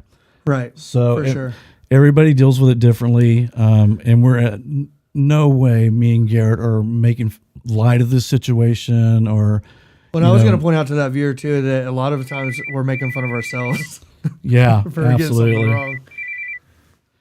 Life After Life, you're on air. Hey, this is Tim Coble from Gumshoe Stories. Hey, what's going on, man? Dude, let me tell you, I've seen you on a lot of interviews, and it's an absolute honor to get to talk to you. Oh, thank you very much. I just appreciate any time I find out that somebody is doing a podcast on the case.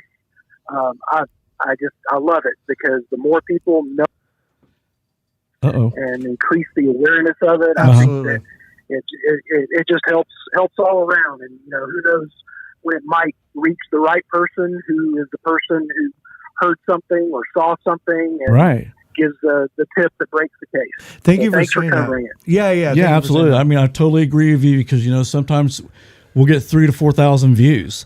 And that's 3,000 to 4,000 people who someone from Texas might say, hey, wait a minute. I know, I remember something weird about one of the guys I know. Well, we say it was like even with Delphi and Evansdale is that we weren't even really familiar with the case. So we picked this one up and actually Keith was sending me your videos. So this is quite the honor to have you call in. Thank you. Yes, thank you. Yeah, I just, anything that I can do to help, any information that I can provide or answers that I can give for questions, I love to help where I can. How did you? And I did want to say something about you guys were bringing up the point of spouses that are out of town when the wife is murdered. Yeah. I've given a lot of thought to this and kind of reached a realization recently that I don't know that a lot of people have thought about this angle, but when a husband decides to have his wife killed and he's out of town, right? Where is she killed? Usually at home. Mm-hmm. Usually at home, exactly. Which is a place that he would be if he wasn't out of town. That's right? true. That's true. So what would be the point? What does it gain Brandon Beavers to have his wife killed at the church when he's not going to be at the church? He could be home in bed.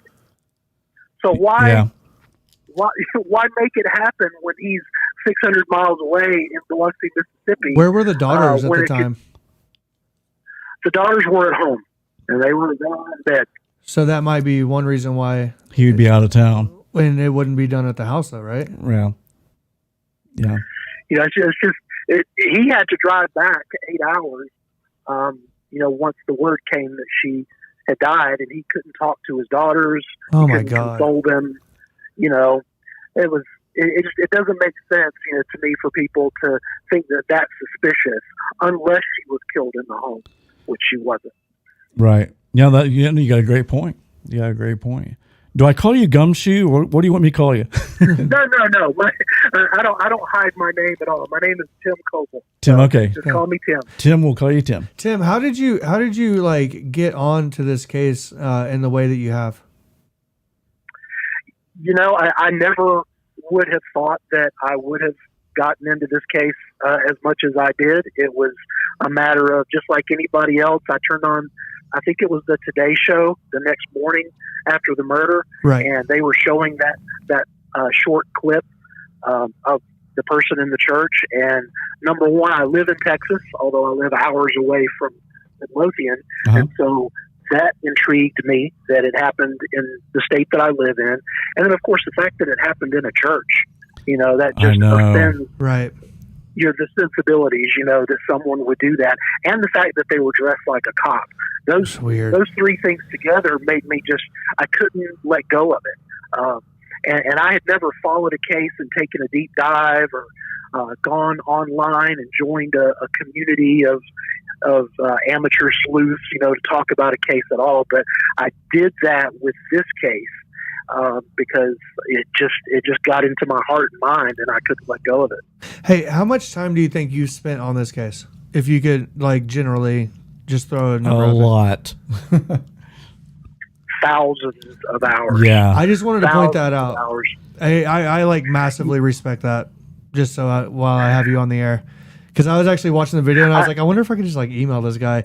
As you'll know, Tim, I'm not very computer savvy or anything. It's this is I was like, I don't know how to contact people or anything, but I just wanted to tell you, I could tell you that you put so much time and effort into it, and so that's why I asked the question, like, how did you get into this? Because you're so committed to it.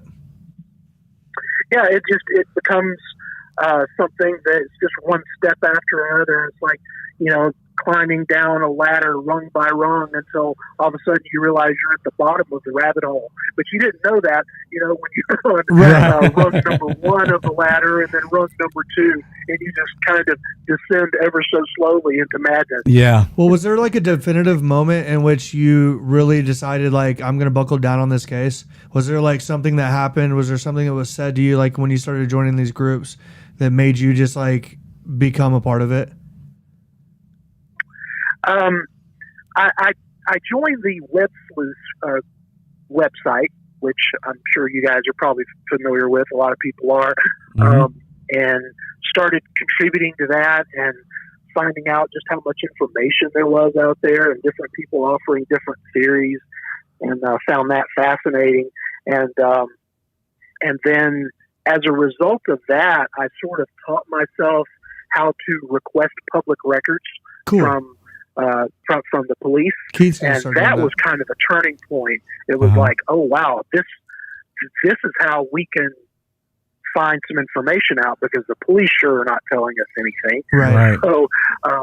So I just did some research and found out how to do that, and then Web Sleuth decided that they were going to shut down the Missy Bevers thread and not allow any discussion, and so then I was forced to go to Facebook groups that were devoted to the case, and that's when you can, kind of make one-on-one connections with other people, because people have their real names, they're not hiding behind a username or anything, and so you sort of establish relationships and friendships with certain people that way who are just as interested in the case as you, and so that's kind of when it went to another level of, having a couple of friends and, throwing a podcast together and going forward from there. So what, do you mind? I was going to ask him about the gun. Okay, go ahead. And you're probably the one that pulled up that document that I saw online, but is that true, though? There was a gun left at the scene?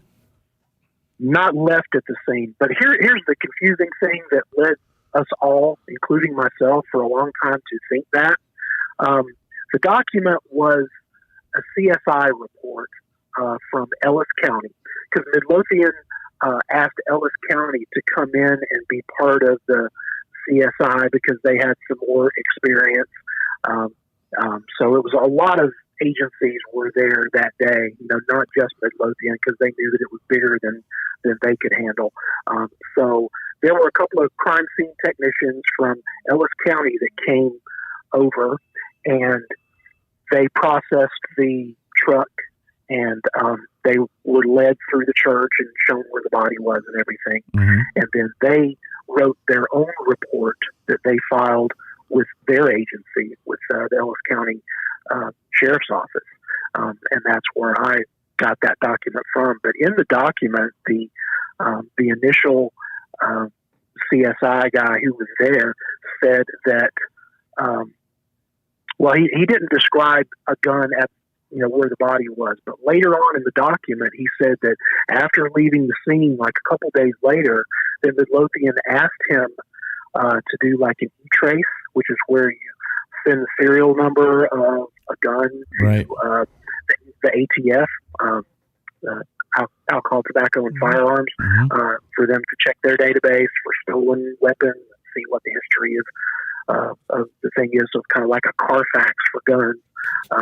And that he mentioned that he was doing this for the gun found at the body site location. So your initial thinking of that is, okay, the location where the body was laying, but just turned out with more talking to sources, very, very good sources who would know and who I trust what they're telling me. There was no gun found at the scene. That e-trace was being done on Missy's gun. Okay. And what I was that, saying earlier. Yeah, and that they just referred to that gun. I guess, police go through some training where they're taught that a lot of their reports are going to end up being public record, maybe sooner rather than later, and so maybe they're taught to be intentionally vague.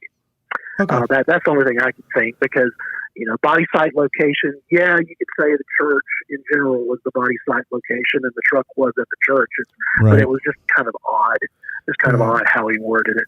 Yeah, and that's what goes. My theory earlier was that probably initially in the investigation, if her keys are left at the truck and there's a gun in the truck, that they would actually consider that to be a pretty active part of the crime scene, right? Because they don't necessarily know. I mean, unless they have video of the attack, which we don't know, right? Yeah, they don't have video of the attack, but you're right. I mean, the truck was parked under the awning, just feet from the door. Okay. But the front passenger door of the truck was open, so it very well, to them could have been that after he murdered Missy, that he or she, that they could have come out to the truck, and gone through stuff. But right. It was interesting to me that the return on the search warrant for Missy's truck listed an inventory of things that they recovered from her truck, which was her purse, her iPad, and her iPhone. And it didn't mention her gun. Oh, that's interesting. I thought it was interesting. We only found out later, it was like at the 3-year anniversary that they said a gun recovered at the scene was Missy's gun, which was stored in her truck and was not, had not been used. So I don't know why it wasn't mentioned, but it's just like in the Bobby Henry search warrant, when they seized property from his home, they gave a long listing of things, but what they didn't list were like 11 or 12 electronic devices that they seized, which included the one that had child pornography on it. Right. So, I don't know if they just overlook things. I don't know if there's a reason why they would intentionally not include certain items on an inventory, but, just one of those things that make you scratch your head. So you believe that this was a random attack? Well, I won't say I believe that it is. I will say that I'm leaning that way. I do really try to have an open mind and look at everything. That's good. It is very, very possible that someone targeted Missy. Yeah. So I don't want to say that definitely didn't happen. Right. But I just think that people are so quick to totally discount this being a random attack. Right. That I think that we should keep all options open. And I think that when you understand all the deep dynamics of this case and the geography and all that, I think that there's a case to be made that it at least could be For sure. untargeted. Oh, absolutely. That church is located on a very busy corridor. 287 is the longest 3-digit highway in America. It runs for like 1,000 miles, and it's the DFW, Dallas-Fort Worth Metroplex area. So it's not like it's a small town. Right. Okay, Midlothian. This church is not located in the town of Midlothian. It is a Midlothian zip code, but if you go 2 miles down that highway, you're in Waxahachie. And it would have been a Waxahachie murder instead of a Midlothian murder. Mm-hmm. And you've got other towns, they just all run together. Communities like Ovilla and Red Oak, just and Lancaster and Mansfield. Yeah, and they're all part of the Metroplex of Dallas. Within 30 to 40 minutes are millions of people. Right, for sure. Yeah. Okay. When I drove to that church, I was staying in a hotel in Richardson, Texas, which is another I spend time in Richardson all the time. I know exactly where that's at. Okay. Yeah.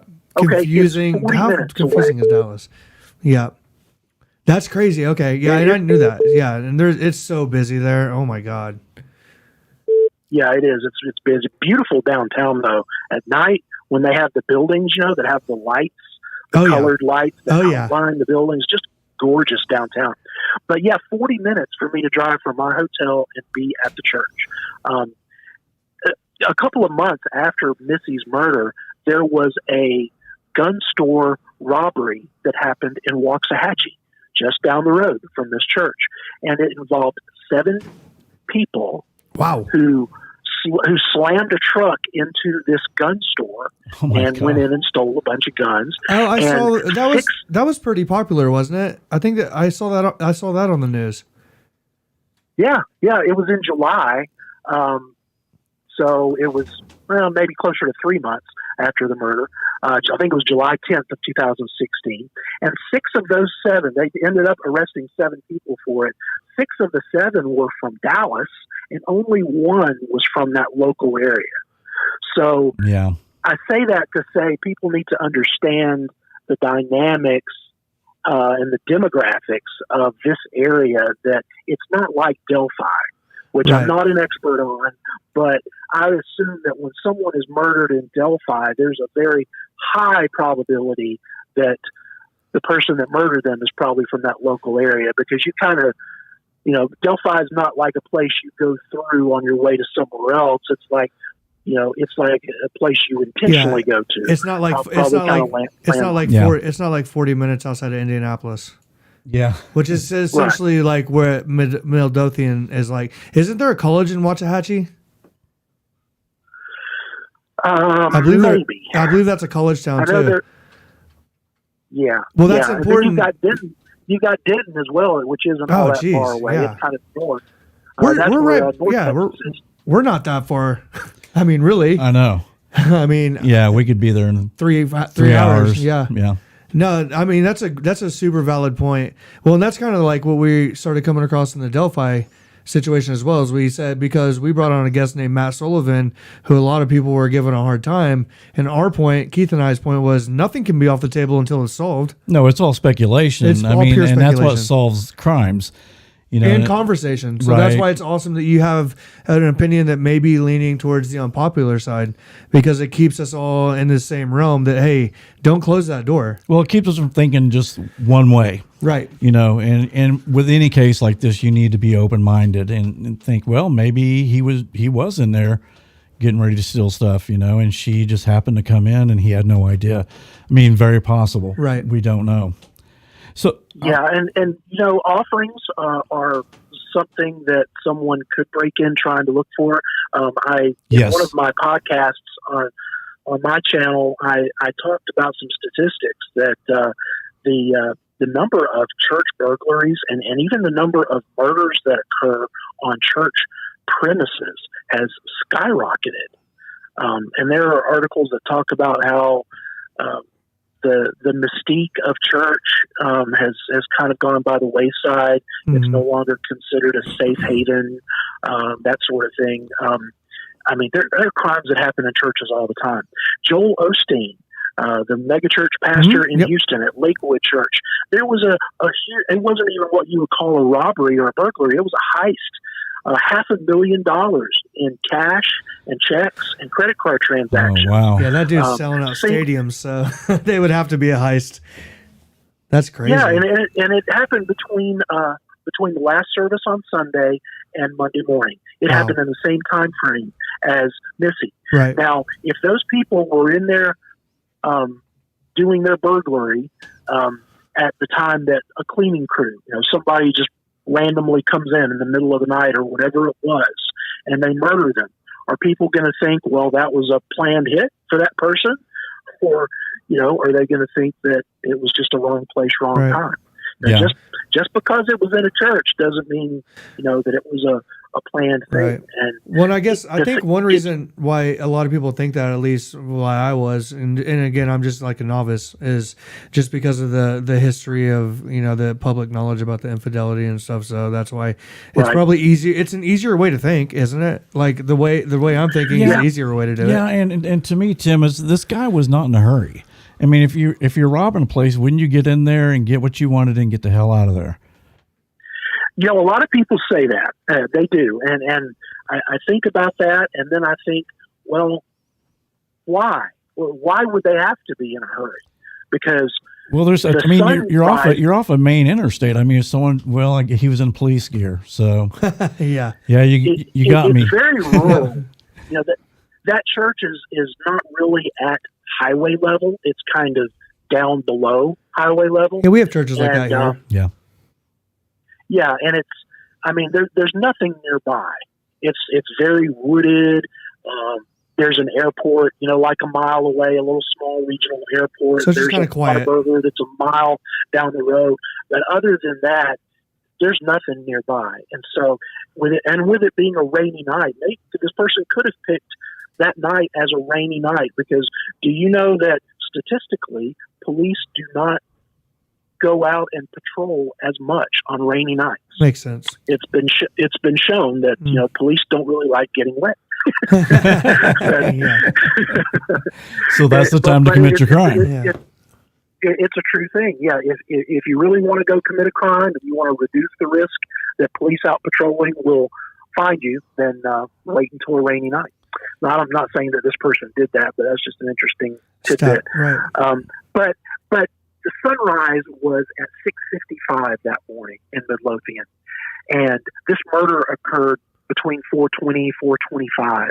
It was still 2.5 hours of darkness, and it's church. You don't expect anybody to be there before 7, 8 o'clock at the earliest. Yeah. True, right. So, and if it's raining like crazy, thundering, this person's in here and they're dry, what's the rush? Yeah, you got a good point. That's a good point. Absolutely. So, Tim, do you think that car on the surveillance, do you think there's anything to that, or do you think it was just a coincidence? Well, when I first knew that this car was here 2.5 hours before the murder, and that was the only time connection, it was still very coincidental, but I could still see that it might just be coincidence.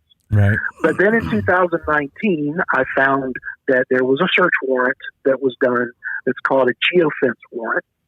This is where they go to Google, police send a warrant to Google in which they say, okay, here's some geo coordinates, latitude and longitude, and they draw a digital fence around SWFA and a digital fence around the church. And they say, give us any Google sharing location data from electronic devices that occurred within these fenced areas at this particular date and time. Wow. And then, and in that search warrant, in their probable cause affidavit, they said for the first time that the church's cameras went off at 2:23 a.m. But they activated, but then you couldn't see that there was anything that was the source of them activating. It just recorded empty hallway or whatever. So that raises a question for me that maybe it is more likely that it's not a coincidence, and that this really is connected, because it's 19 minutes after that car left SWFA. And it could have been the cameras were triggered because the person maybe broke through a door. That's kind of what I was sometimes thinking. glass breaking. Yeah. Yep. Glass breaking, or a light. Maybe a flashlight being flashed from outside. Yeah. I've heard surveillance camera system experts talk about that unless you really tweak the calibration settings of a camera system very good, then a lot of times there can be false activations that happen because a bird flies by a window or whatever. Right, they got Different sensors things on can them. happen. Yeah. And that might have been what happened here. It might have been something totally unrelated to the killer, but it's just for one thing, it's very coincidental that this odd behavior with the headlights going on and off and driving slowly around, and that happened less than a mile away from a place where a murder happened a couple of hours later. That's pretty compelling, to start with. Exactly. But then, when you find out that the camera's activated 19 minutes after the car left the store, that makes it even more compelling. Right. So I tend to think that car is connected. I think that there might have been more than one person involved. There might have been a lookout. There might have been an accomplice. waiting out in the car, perhaps. So, Tim, also do we know the cause of death? I know you said she wasn't bludgeoned. Do we know how she died? Or I mean, I can say that she was shot. Okay. And I believe that the gunshot was the fatal wound, but we don't have an autopsy report, and so I can't say that as factual information. But because I know there was a lot of what I think. Yeah, there was a lot of talk about puncture wounds to the chest and head, which to me I would automatically think is maybe one of the tools that he used to beat her. Right. But well, a bullet. here's what I think about that, because I try to get in the head of police and try to understand what their strategy is and what their playbook is they're going by. And I don't want to say so much that, that it undermines the investigation. That's not what I'm about. I want to help them and not hurt them. Sure. But when it comes to the way they handled the gun information and everything, I believe that they were trying to hold on to information that only the killer would know, so that they could confront the killer with it later. Right. Or if a witness came forward and said, well, so-and-so was talking to me at the bar and they said that they did this to her and they shot her at this part of her body, blah, blah, blah, then they can verify that with the information that they know, or they can rule it out, as being BS because it doesn't match what they know. Right. Yeah, exactly. Yeah. So, the very first search warrant that came out was the one for her truck. And in that, they said that she died of a head wound. Okay. Later search warrants, they talked about puncture wounds to the head and chest. I think that maybe based upon stuff that the FBI told them about the proper way to handle an investigation, I think that they were trying to walk it back a little bit and be more vague and not give out so much specific information. That's just my theory. And That's I could be wrong about that. That's not a bad one. Yeah, and I think here at the 5-year mark, I can sort of peel back some of these layers and, try to analyze more of what they're doing, because, man, they've had a long time to try to solve this case. Right. Yeah. And I'm not so much thinking, well, I need to protect what they're doing so much, because, they need to get their act in gear, and they need to release more information if they want this to be solved, because obviously the tact that they've taken so far has not resulted in anything. So It's time to do something different. And I wish that they would just peel back the whole case and release all the footage and give us maybe not 100% of what they've got, but give us something else. Right. Because they didn't even release that video footage of the car.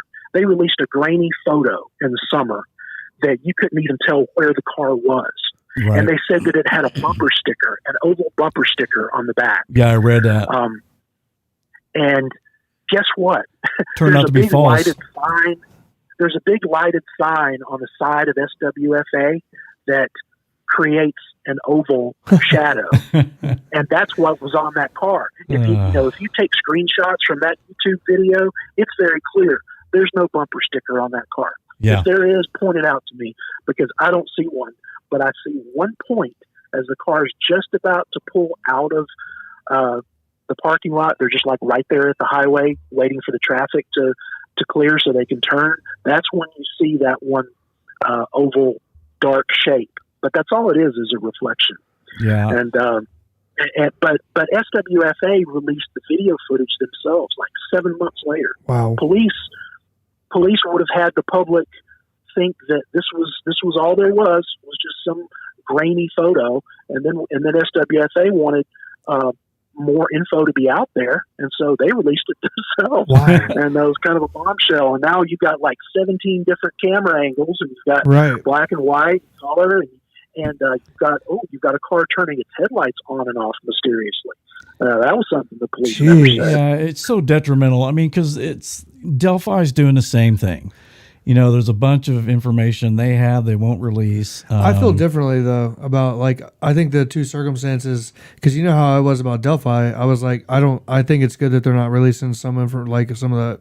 But in this case, it's like, for me, it's completely different for some reason. Like, I feel like the guy's sitting there in tactical gear. He's not leaving any DNA behind. He's not, you know what I'm saying? And Yeah. so, a guy or girl. And so, like, in a case like this, it would be, so in Delphi, we were like, we don't really need to know how the girls died.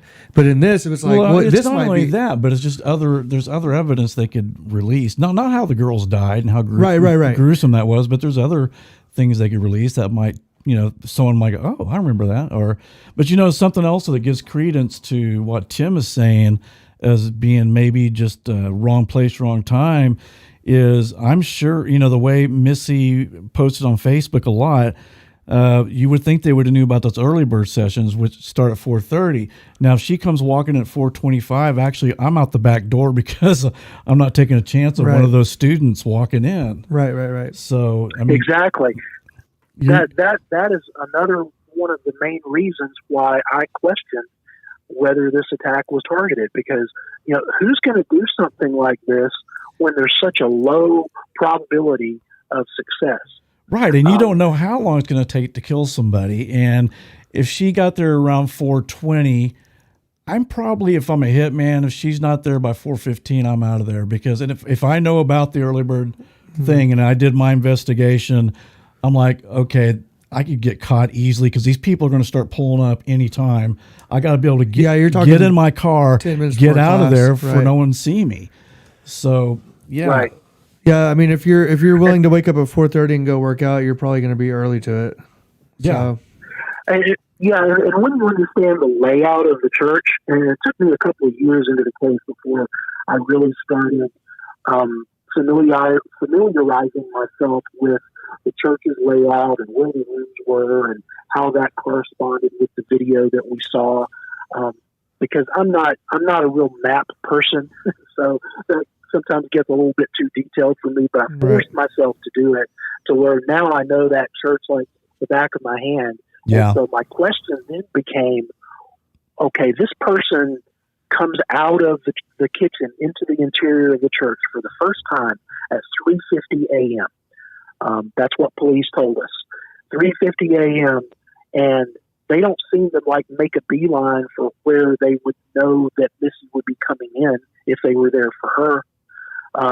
They come and they try to pry open that door, which is close to the awning entrance. Yep. And then they give up on it, and then they pass across the camera onto the split door.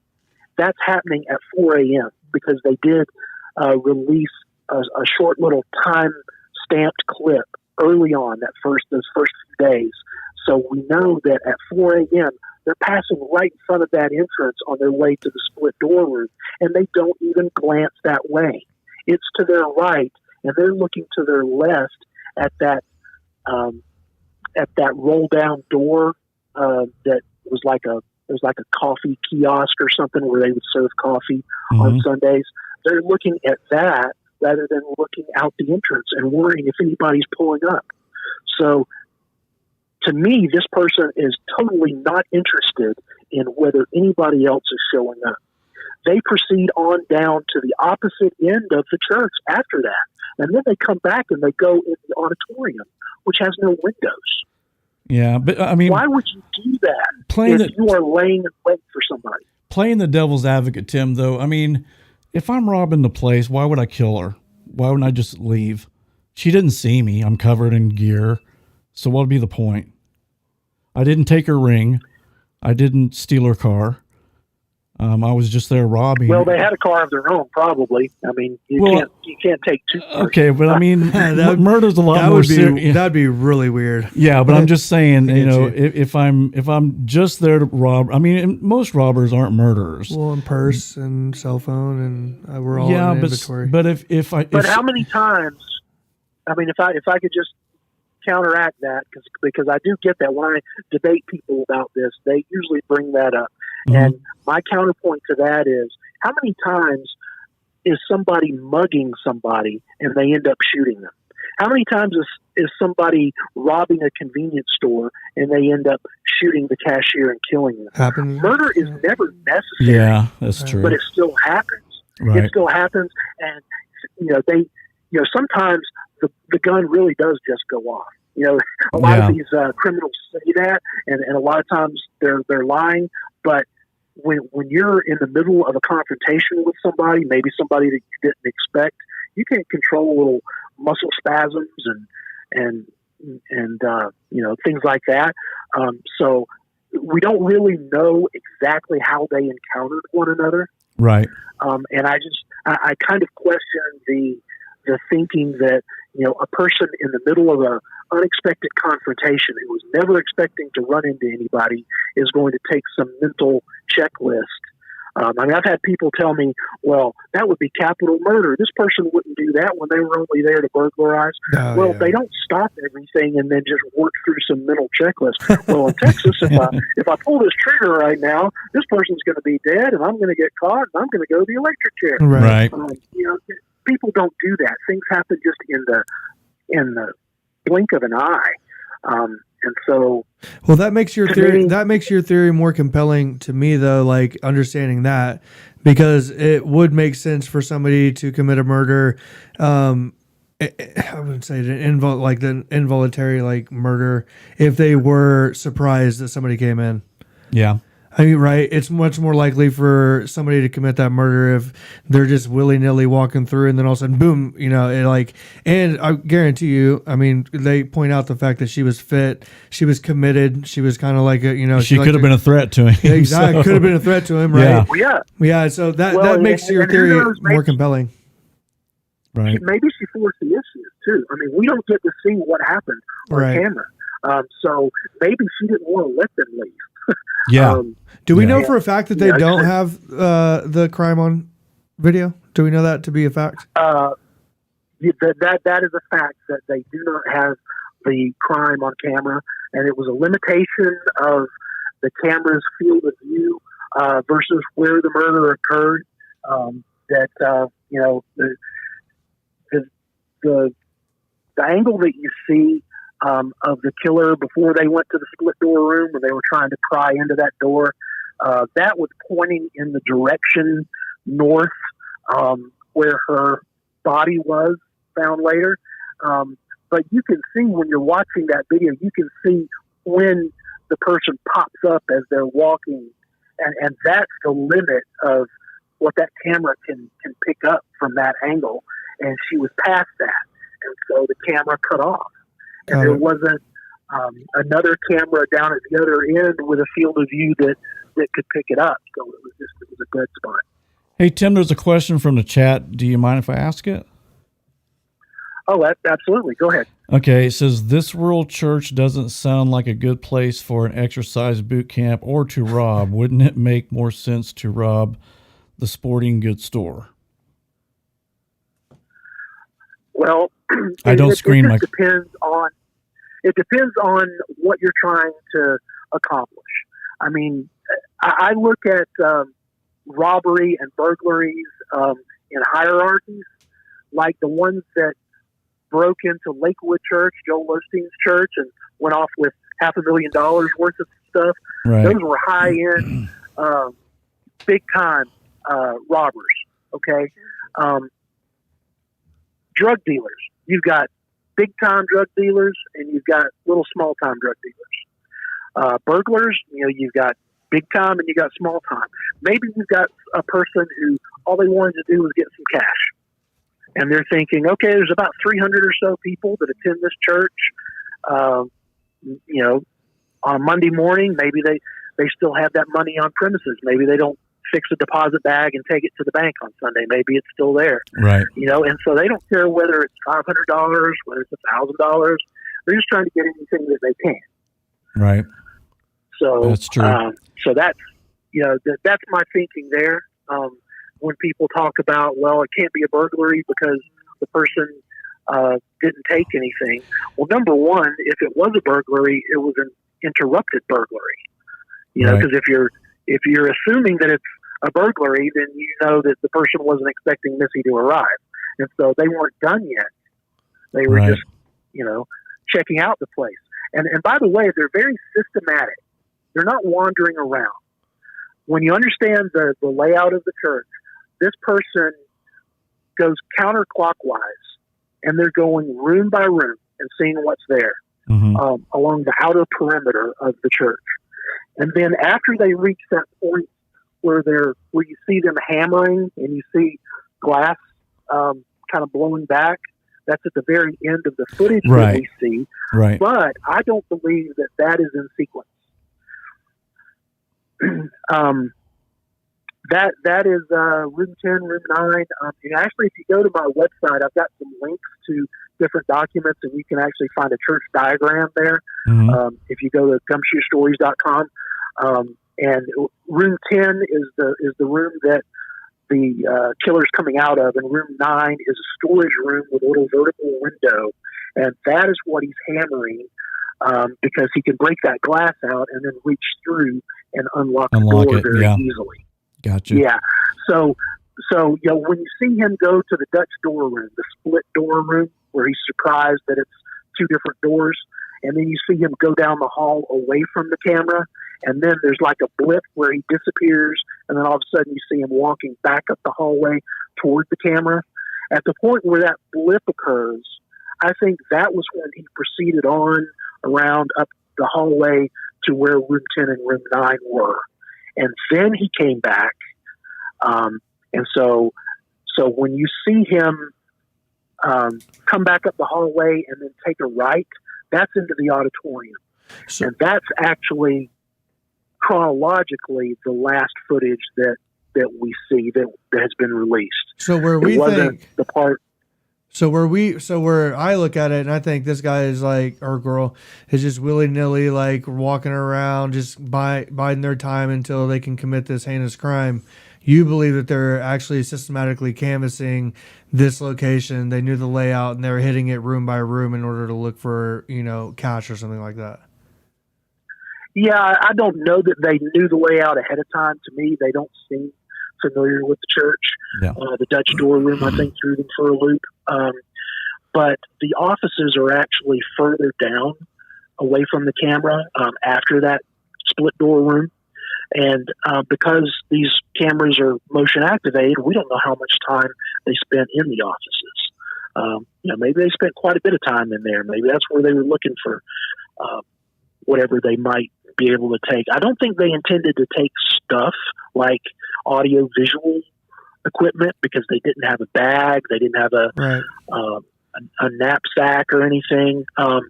But if they were only after money, then they really wouldn't have needed to carry anything with them. Not with that outfit they had on. Yeah. Right. That outfit, man, there were lots of pockets, things for, places for tools to be, and they could have easily just stuffed cash in there. I would tend to think, it was money because I'm a musician and mixing boards are way too bulky, way too heavy to carry out. Amplifiers are way too big. I mean, you need 2 or 3 people with you in there. So, yeah, and this church is a plain church. It's a very, the denomination is the Church of Christ, and they don't pride themselves on music, fancy, shiny stuff. Right, They're just very, very normal, common. Gotcha. As opposed to say, a Catholic church that might have a lot of expensive things around. The Church of Christ specifically kind of stays away from that. They're not flashy at all. So there's really nothing in those rooms except for chairs and tables and, Bibles and maybe a whiteboard, things like that. So maybe this person didn't understand that. Maybe they're not a person that grew up in church. Maybe they only, were only in there because they thought there might be some money and they didn't really care about anything else. It's just... we had a Church of Christ in one of my towns that didn't even believe in musical instruments. So the congregation most of them sang. Don't. Most of them don't. Yeah. Right. So there was this church was one of the few that is a progressive Church of Christ. They actually have musical instruments, but it's still pretty acoustic. It's like an acoustic guitar and maybe a piano, which is a big deal, even to have that in the Church of Christ. So what? Last thing for me here for you, and thank you again for calling. Very much. We're very appreciative. What's your take on the outfit then? Like why go through all the trouble if you're just gonna like go in and take some cash? Why have all that outfit on with the police on the back and the gear and everything like that? Do you think that that's just like what they were wearing, like they just had it, or? Here's what my thought process has been about the outfit. When you dress up, you're dressing up for one of two reasons. Number one, you're dressing up to resemble something. Like when you're a kid at Halloween and you wear a Spider-Man outfit, you want to be Spider-Man. So you dress up to be and to resemble Spider-Man. The other thing that you do is you dress up to disguise what you really are. Or how you look. Like, or how big you are. Like in E.T., you know, on E.T. when they went out for Halloween and they put the wig on it. Yeah. Great. Yeah. So that you would know that he was going to be anything. Right, for sure. So that's, you know, those are the two things. And when I look at this killer, I think maybe it's a hybrid of both. I think maybe they want people to think that gender-wise that they appear to be a male when maybe they're not. Maybe it's a woman. Right. I think that's where the helmet could come into play, because if you have long hair, they're not going to be looking for you. You might could just have a hat on or something. Right. Well, why wear an actual helmet like that? Right. The helmet covers up the hair and the head. That's a good point. Yeah. So I think that may be that. Yeah, which kind of brings so up. I think it's covering up gender, and it's also covering up body type. It's covering up weight, height, the skin tone. Right. I mean, it's really a very effective outfit. Very effective. For sure. Because we know next to nothing based upon that outfit. I think maybe that outfit was readily available to that person. If it hadn't been, they might not have gone and ordered stuff online or whatever. I think it was something that was readily available. So it may be someone connected to someone in law enforcement, and maybe the person who they borrowed the outfit from doesn't even know that it was borrowed. So that's possible. And to cover up DNA, I mean, when you're covered head to toe, you're not leaving any DNA. Yeah. And it's waterproof, or at least water resistant. And it was raining that night. So when you think about the BDU type pants and that vest and everything, those are going to repel water, so you're not going to be soaking wet. Like so that may have had something to do with it too. That's just my thoughts on it. Yeah, and if it was, and that's another thing I've heard people bring up about maybe it's a female because she, that particular gait where the feet were going out is like maybe she had shoes on bigger than what she would wear. Right. So the feet are going out, and it's not an awkward or it's not a normal gait because of that. Right. And it's kind of like when our kids put on our big shoes and are walking around the house, and they're kind of just everywhere. Yeah, I get that. Yeah. And Tim, I don't know how often you guys watch or study crowds and the way that people walk, but I really question how unusual that turned out gait is. Do me a favor sometime. Go to YouTube and search up crowd walking. Okay. And there's some videos out there that somebody took like with a GoPro or whatever, like downtown New York City, where it's just crowds of people, and you can watch people walking along sidewalks and everything. And there are a lot of people that walk like that. Well, I was going to say that's a valid point, because even when I very first watched the video, like 3 or 4 people came to mind in my head. Like not obviously that were the murderers, but just people I like. Yeah. Then I'd be like, oh, it may be because more. It would stick out to me. I'd be like, oh, that walks like that person, right? Or that right. Yeah. It may be more a common gait because we don't look at people walking, and so it could be a common gait. We don't realize it. Right. Hey Tim, I got a question for you here. If you still got a little bit of time. Yeah. I'm going to have to go here in just a second. Yeah, same here. Okay, chat wants to know if Tim knows anything about the mother-in-law, which I don't know anything about what that means, except for maybe the Missy's mother-in-law. Well, it doesn't say. I think Anna asked the question. Several. Okay. Yeah, I just want to know about the mother-in-law. I would take it that means Missy's mother-in-law.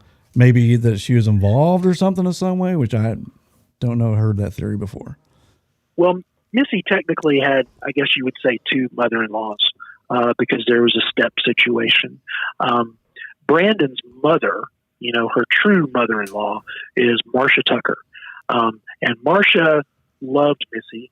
Marcia was the one who introduced Missy to her son, Brandon, because, years and years ago, Marcia and Missy worked together at a department store called Bell's. And so Marcia decided to connect Missy with Brandon, and otherwise, they wouldn't have met. Right. So Marcia is good people. She's not somebody that would be a suspect at all, and she was certainly not in any of the persons of interest that were listed in that initial target list that police released of 9 or so people. Mm-hmm. She wasn't on that list. No reason for her to be. Now, the other mother-in-law would be Randy's wife, like stepmother-in-law, Right. Missy Bevers. But again, no reason to look at her at all. I think relationships were pretty good all around. Although, there were the affairs, and I don't think anybody understood the nature of those affairs and maybe the quantity until later. But I think they may have known about one affair in particular. So, I mean, it wasn't a secret that there were some issues there in the marriage. But the thing is, Brandon and Missy were working on it. They had not abandoned one another. They had not abandoned their relationship. They were trying. Yeah. And so, I mean, is it possible that some family members had some resentments toward her? Yes. Sure. But, the thing is, police, they started with the people close to Missy. They looked through all of those people in the first months before they expanded, Right. to other people, before they broadened that circle, and they just didn't find anything. Right. Well, do you got one more question, The Garrett? letter from the mother-in-law was bizarre.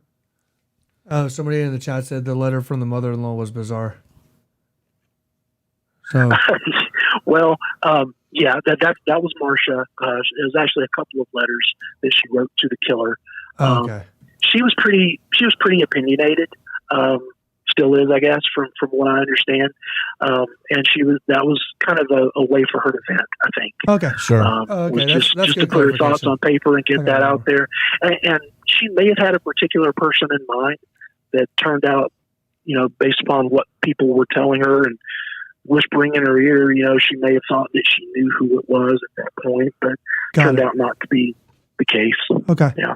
Hey, do you have time for this? Is a really quick one from Mona, because Mona's awesome. Yeah, Mona. What's up, Mona? Mona's awesome, Tim. So, hey, What you got, Mona? What you got, Mona? Are there other burglaries with a similar looking suspect? And I will add, if you haven't come across any, can you ask around with all your supporters if they will fan out and try to find some footage? Do you mean with a police uniform? Yeah. Oh, okay. Are there other? No, that's pretty rare to actually Yeah, be in that a is police uniform and be caught in that. But interestingly enough, and this doesn't have to do with the outfit, but 2 weeks before Missy died, and it was Easter Sunday of 2016, there was a carjacking at the Midlothian Walmart in broad daylight on a Sunday afternoon, Easter Sunday. You see there's a church next door to the Walmart that its video camera captured a car that looked a lot like the car from SWFA. Oh, Now, wow. it wasn't that car. Police said that it was a Nissan Versa instead of a Nissan Altima. But you see this car pull up and you see a couple of guys get out. They go over to the Walmart parking lot and they just carjack this woman who's getting ready to get in her SUV.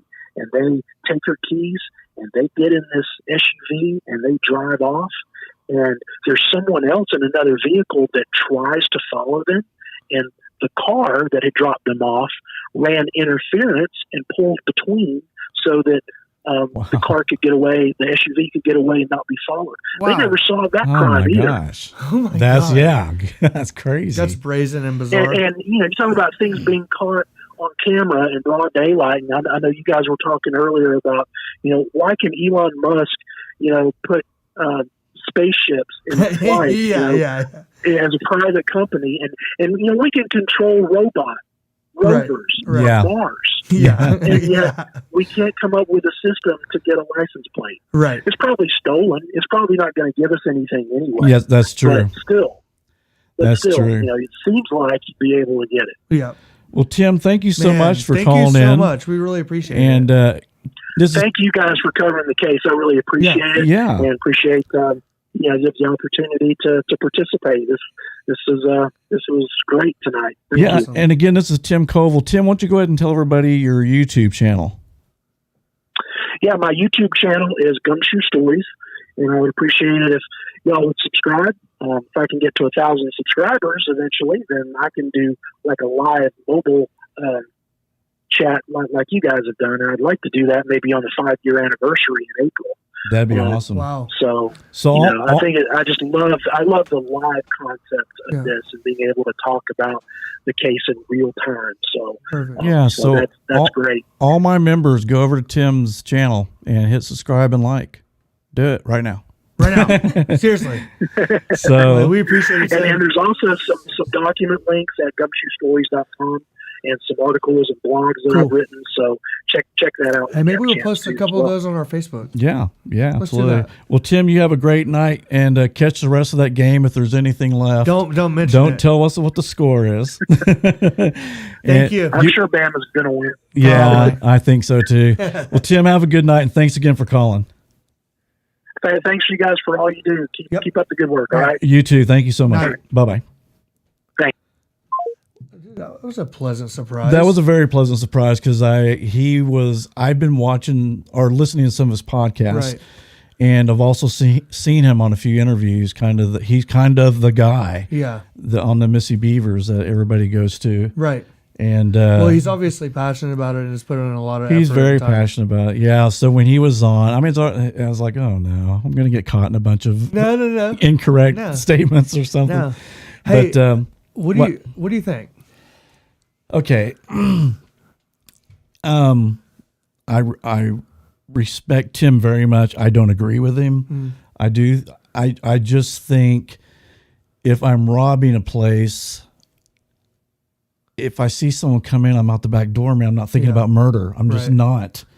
And another thing Well, about you're saying it's like different in a home invasion because in a home invasion you're like in Yeah. this small, tight, like little. Yeah. And there you could easily and again, I'm not saying Tim's wrong, Right. But Well, I'm for just sure, saying for sure. if I'm just a burglar, burglars usually don't kill. Now, like he said, on occasions, like someone goes into a 7-Eleven, they're just there to get the money. Things get heated. that happened She- recently. Right, and she, and Twice. she was a strong lady. Right. She could have fought back, and he might have thought, "Crap, she might kill me." That happened twice in the last And year he- in our and- community. So it's still very, very possible. Things could have escalated. Maybe he felt like she's stronger than me. I got to kill her. Yeah.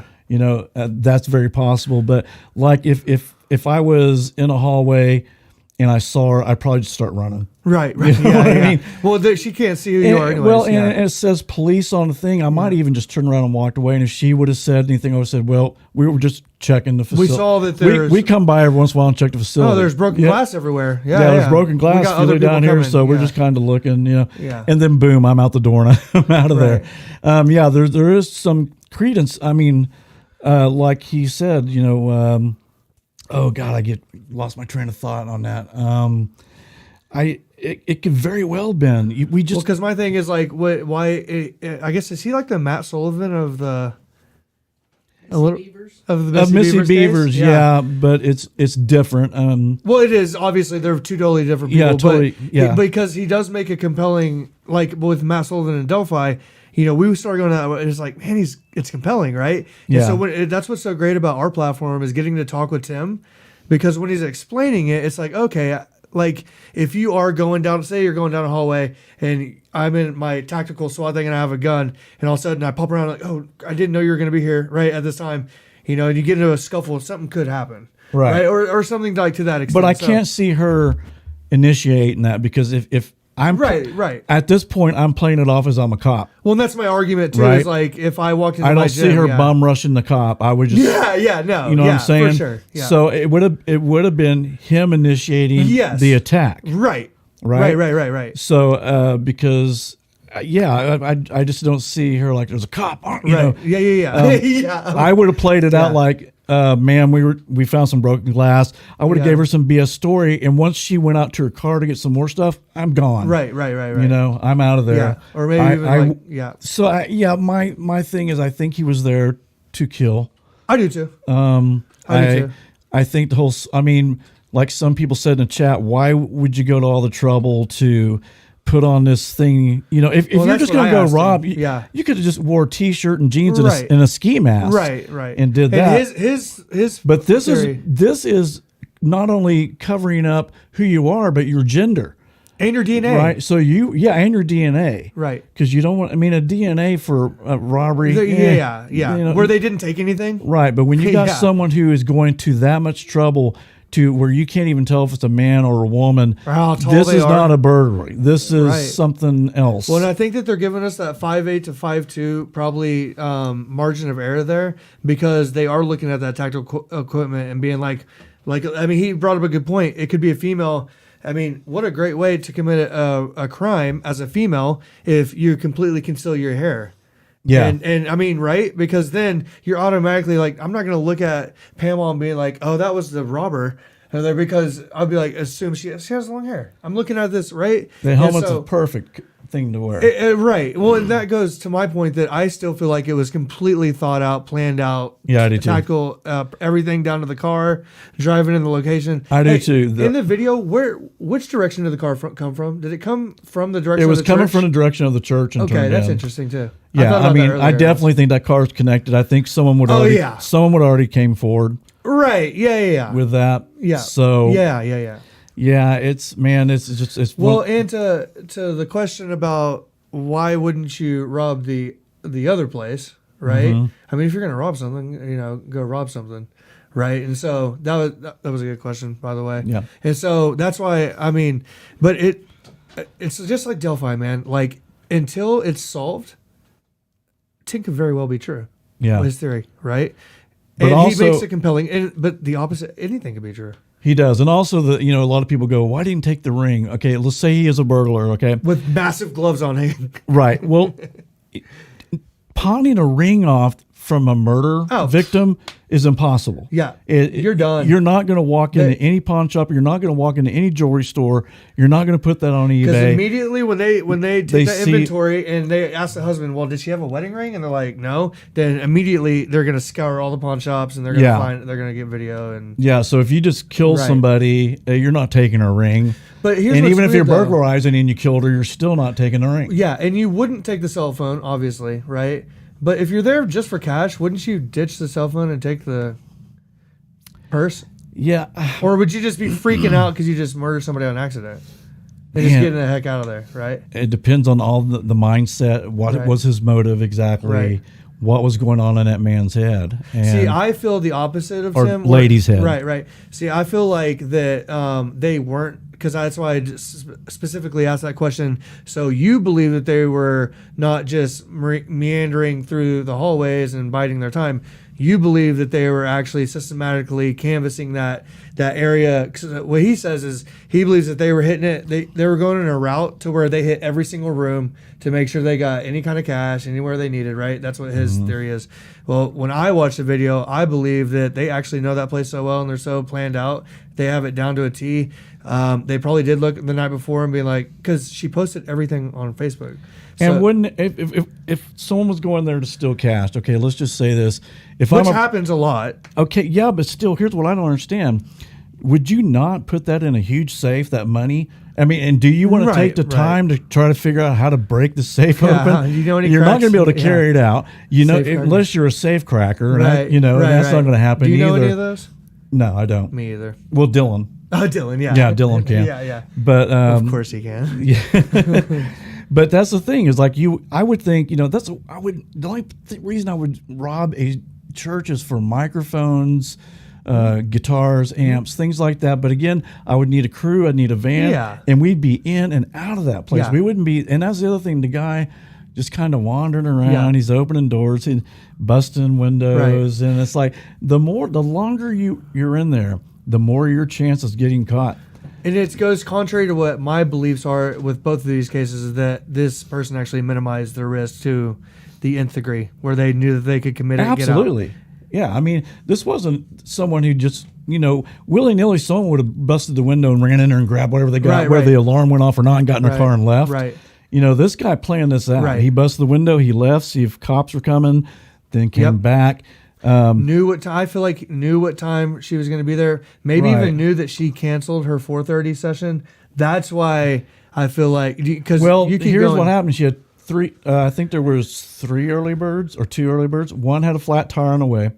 They couldn't make it. Oh, really? The other person, it was raining and they didn't want to go. Right. So there was a new guy showing up. He showed up a little bit early. He didn't know there was a trick about a button on a door, like you had to push it to get in, but no one had told him that. So I'd he be so pissed. he had went there and he was doing this. At And 4:30 in the morning. well, no, he got there a little bit later, but he Okay. was earlier than the others. Right. And I believe he was there for the 5 o'clock session. Correct me if I'm wrong. Right. But the thing is, there was 2 early bird people. Neither one made it. Is 5 o'clock the early bird? 4:30. Okay. And your class starts at 5 o'clock. So she did this thing called the early bird. So people say who needed to be at work at 5:15 or 5 Right, o'clock, right. they come in, do a quick workout and out the door Right. on to work or whatever they need Yeah. to do to make it convenient for them. So yeah, I think it was So what you were saying earlier though was because what did they give us a specific time of death? 4:20 to around 4:20, 4:25 is when the attack happened. I mean, that is pretty risky though. And to what Kevin was saying, not Kevin. I had a friend named Kevin Koval when I grew up in high school. Yeah. Tim. Tim. What Tim was saying is that this person shows up early, right? I mean, no. Let me say this again. If they're watching her Facebook and they know she has an early bird session, she's not, and she was running late that day, right? So if I'm there to murder and it's 4:15, 4:20, she's getting still out not of there, there. I'm Yeah. gone and we're going to Yeah. pick another day because I know some people may be showing, well, even if they're showing up at 5, what if they got there I know. at 4:40? You don't know how long it's going That to take is to a kill really- somebody. Yeah. And then not only that, but after you do that, you got to get out of the building in your car and hopefully get your car out of there before anybody else comes Right. in. Yeah. Which he was able to do that. Oh yeah. So it's just, It is man, baffling. that's totally risky. It almost makes it, and who knows, maybe if he was a hired hitman, whatever, no one told him about the early bird session. Right. So, Yeah. yeah, but she was late. But like I said, if it's 4:15, she's not there, and I think people might start showing up at 4:30. Yeah. I'm gone. Oh yeah. Yeah. Man. So it's another one of those. Because hey, if it is like an angry spouse of somebody that Yeah. right? Yeah. Say A lot of people think that. Say hypothetically that she was having an affair with can I do this? Yeah, you can say Can I that. speak hypothetically? Sure. That she was having an affair with a police officer, okay? And spouse catches wind of it and knows that she does this because she follows her right now on Facebook and knows that she does the 5 o'clock session. And I mean, maybe she put out that she does the early bird. I don't know, but you would stay there even if it started at 4:30. An angry spouse might just stay there Yeah. and be willing to just go down. You know what I'm saying? There's Like, no- hey, if I get caught, whatever, you cheated on, like my husband cheated on me with you, and right? I mean, Well, like Joe Kenda said, one of the biggest motives for homicide is jealousy. well, and we know women like Yeah, they get jealous real easy. well, they hold grudges Yeah, they do hold grudges. for years. But So- but that's kind of my point, and that's why this case is so confusing and intriguing because we don't know if it's a man or a woman. We have this crazy video surveillance, not only of the suspect, but what I truly believe to be the suspect's vehicle. Okay. Yeah, I do we have too. no DNA. And how did he know that she got shot again? I don't know. Because I meant to ask him that, but that's pretty important. Yeah. Because then we're talking about projectiles, unless it's a revolver. We're talking about noise, right? Yeah. And also, so risk level goes up. But it's fast. It's super fast. So, I mean, Boom. Yeah, I mean, So where did all this if- stuff about the bludgeoning go? well, that was Because that's all I've heard. that. Yeah, well, that's all. It's because I've read it on the internet, and Yeah. so because then it's true, right? Right. This is Hey, what they yeah, say. God.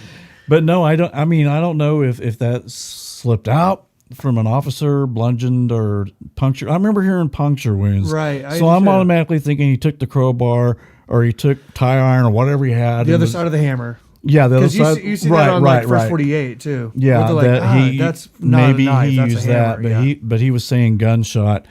Law enforcement reported it. Law enforcement. Okay, so law Law enforcement. enforcement reported what? A gunshot? the- Okay. okay, so law enforcement. Wow, I thought they didn't give any details at all. So that's interesting. That is They interesting. didn't beyond it was gunshot. Yep. Wow. Well, Man. we went over even longer than Delphi. What do we got to say to these people about our next episode? It's going to be a surprise. Because what I want to happen, I hope that happens, is that from this video, people start kind of coming out of the woodworks again Yeah. with their beliefs and kind of what they're thinking and where their mind's at, and that we get some new stuff coming in and we can actually do a part 2 would be cool. Yeah, I mean, if we can get someone, I'd even be happy to have Tim on again. Yeah. If any, if anybody would ask questions. So, yeah. Let's see what happens after this. In any new, yeah. I mean, I think like if any case we're going to do, if we get any new, like even on Delphi, if Yeah. something new comes out, we're probably going to do a show on it, and then we may revisit it too. Right. After a while, just to But this is bizarre, this is really to bizarre. say the least. Yeah, I mean, all murders are bizarre, but They this are, one's but just yeah, it's kind of crazy.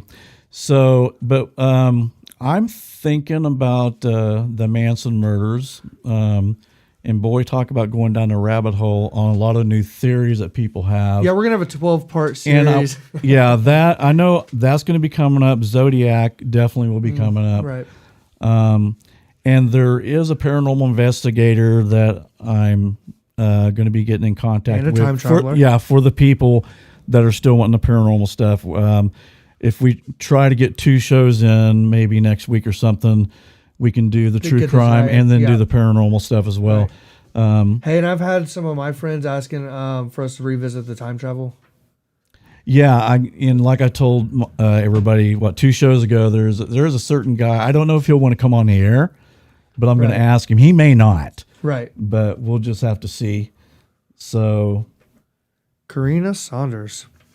Karina Saunders. Okay, we'll look into Yeah, it. absolutely. That's interesting. Yeah, That's anything you actually guys. interesting. Yeah, and Good. just list in the comments of any crimes you maybe want us to go over, and we'll take a look at it. Hey, and throw some comments in there too, because me and Keith like to talk to you guys and respond and everything like that. So I'm actually not even reading the chat or anything like that during the show. Yeah, I'm not either. So I my like to go back and my producer wife Pam's Yep. taking care of all that for us. She's the Thank best. God, because this She's would be the it'd be best. impossible to do. But all right, everybody, Yeah. we are going to call it a night, good night. and we will see you guys next week. Thank you. And so we'll much. try. We'll Like try. and subscribe. We'll try to get 2 shows in next week. We'll just have to see. Good night, everybody.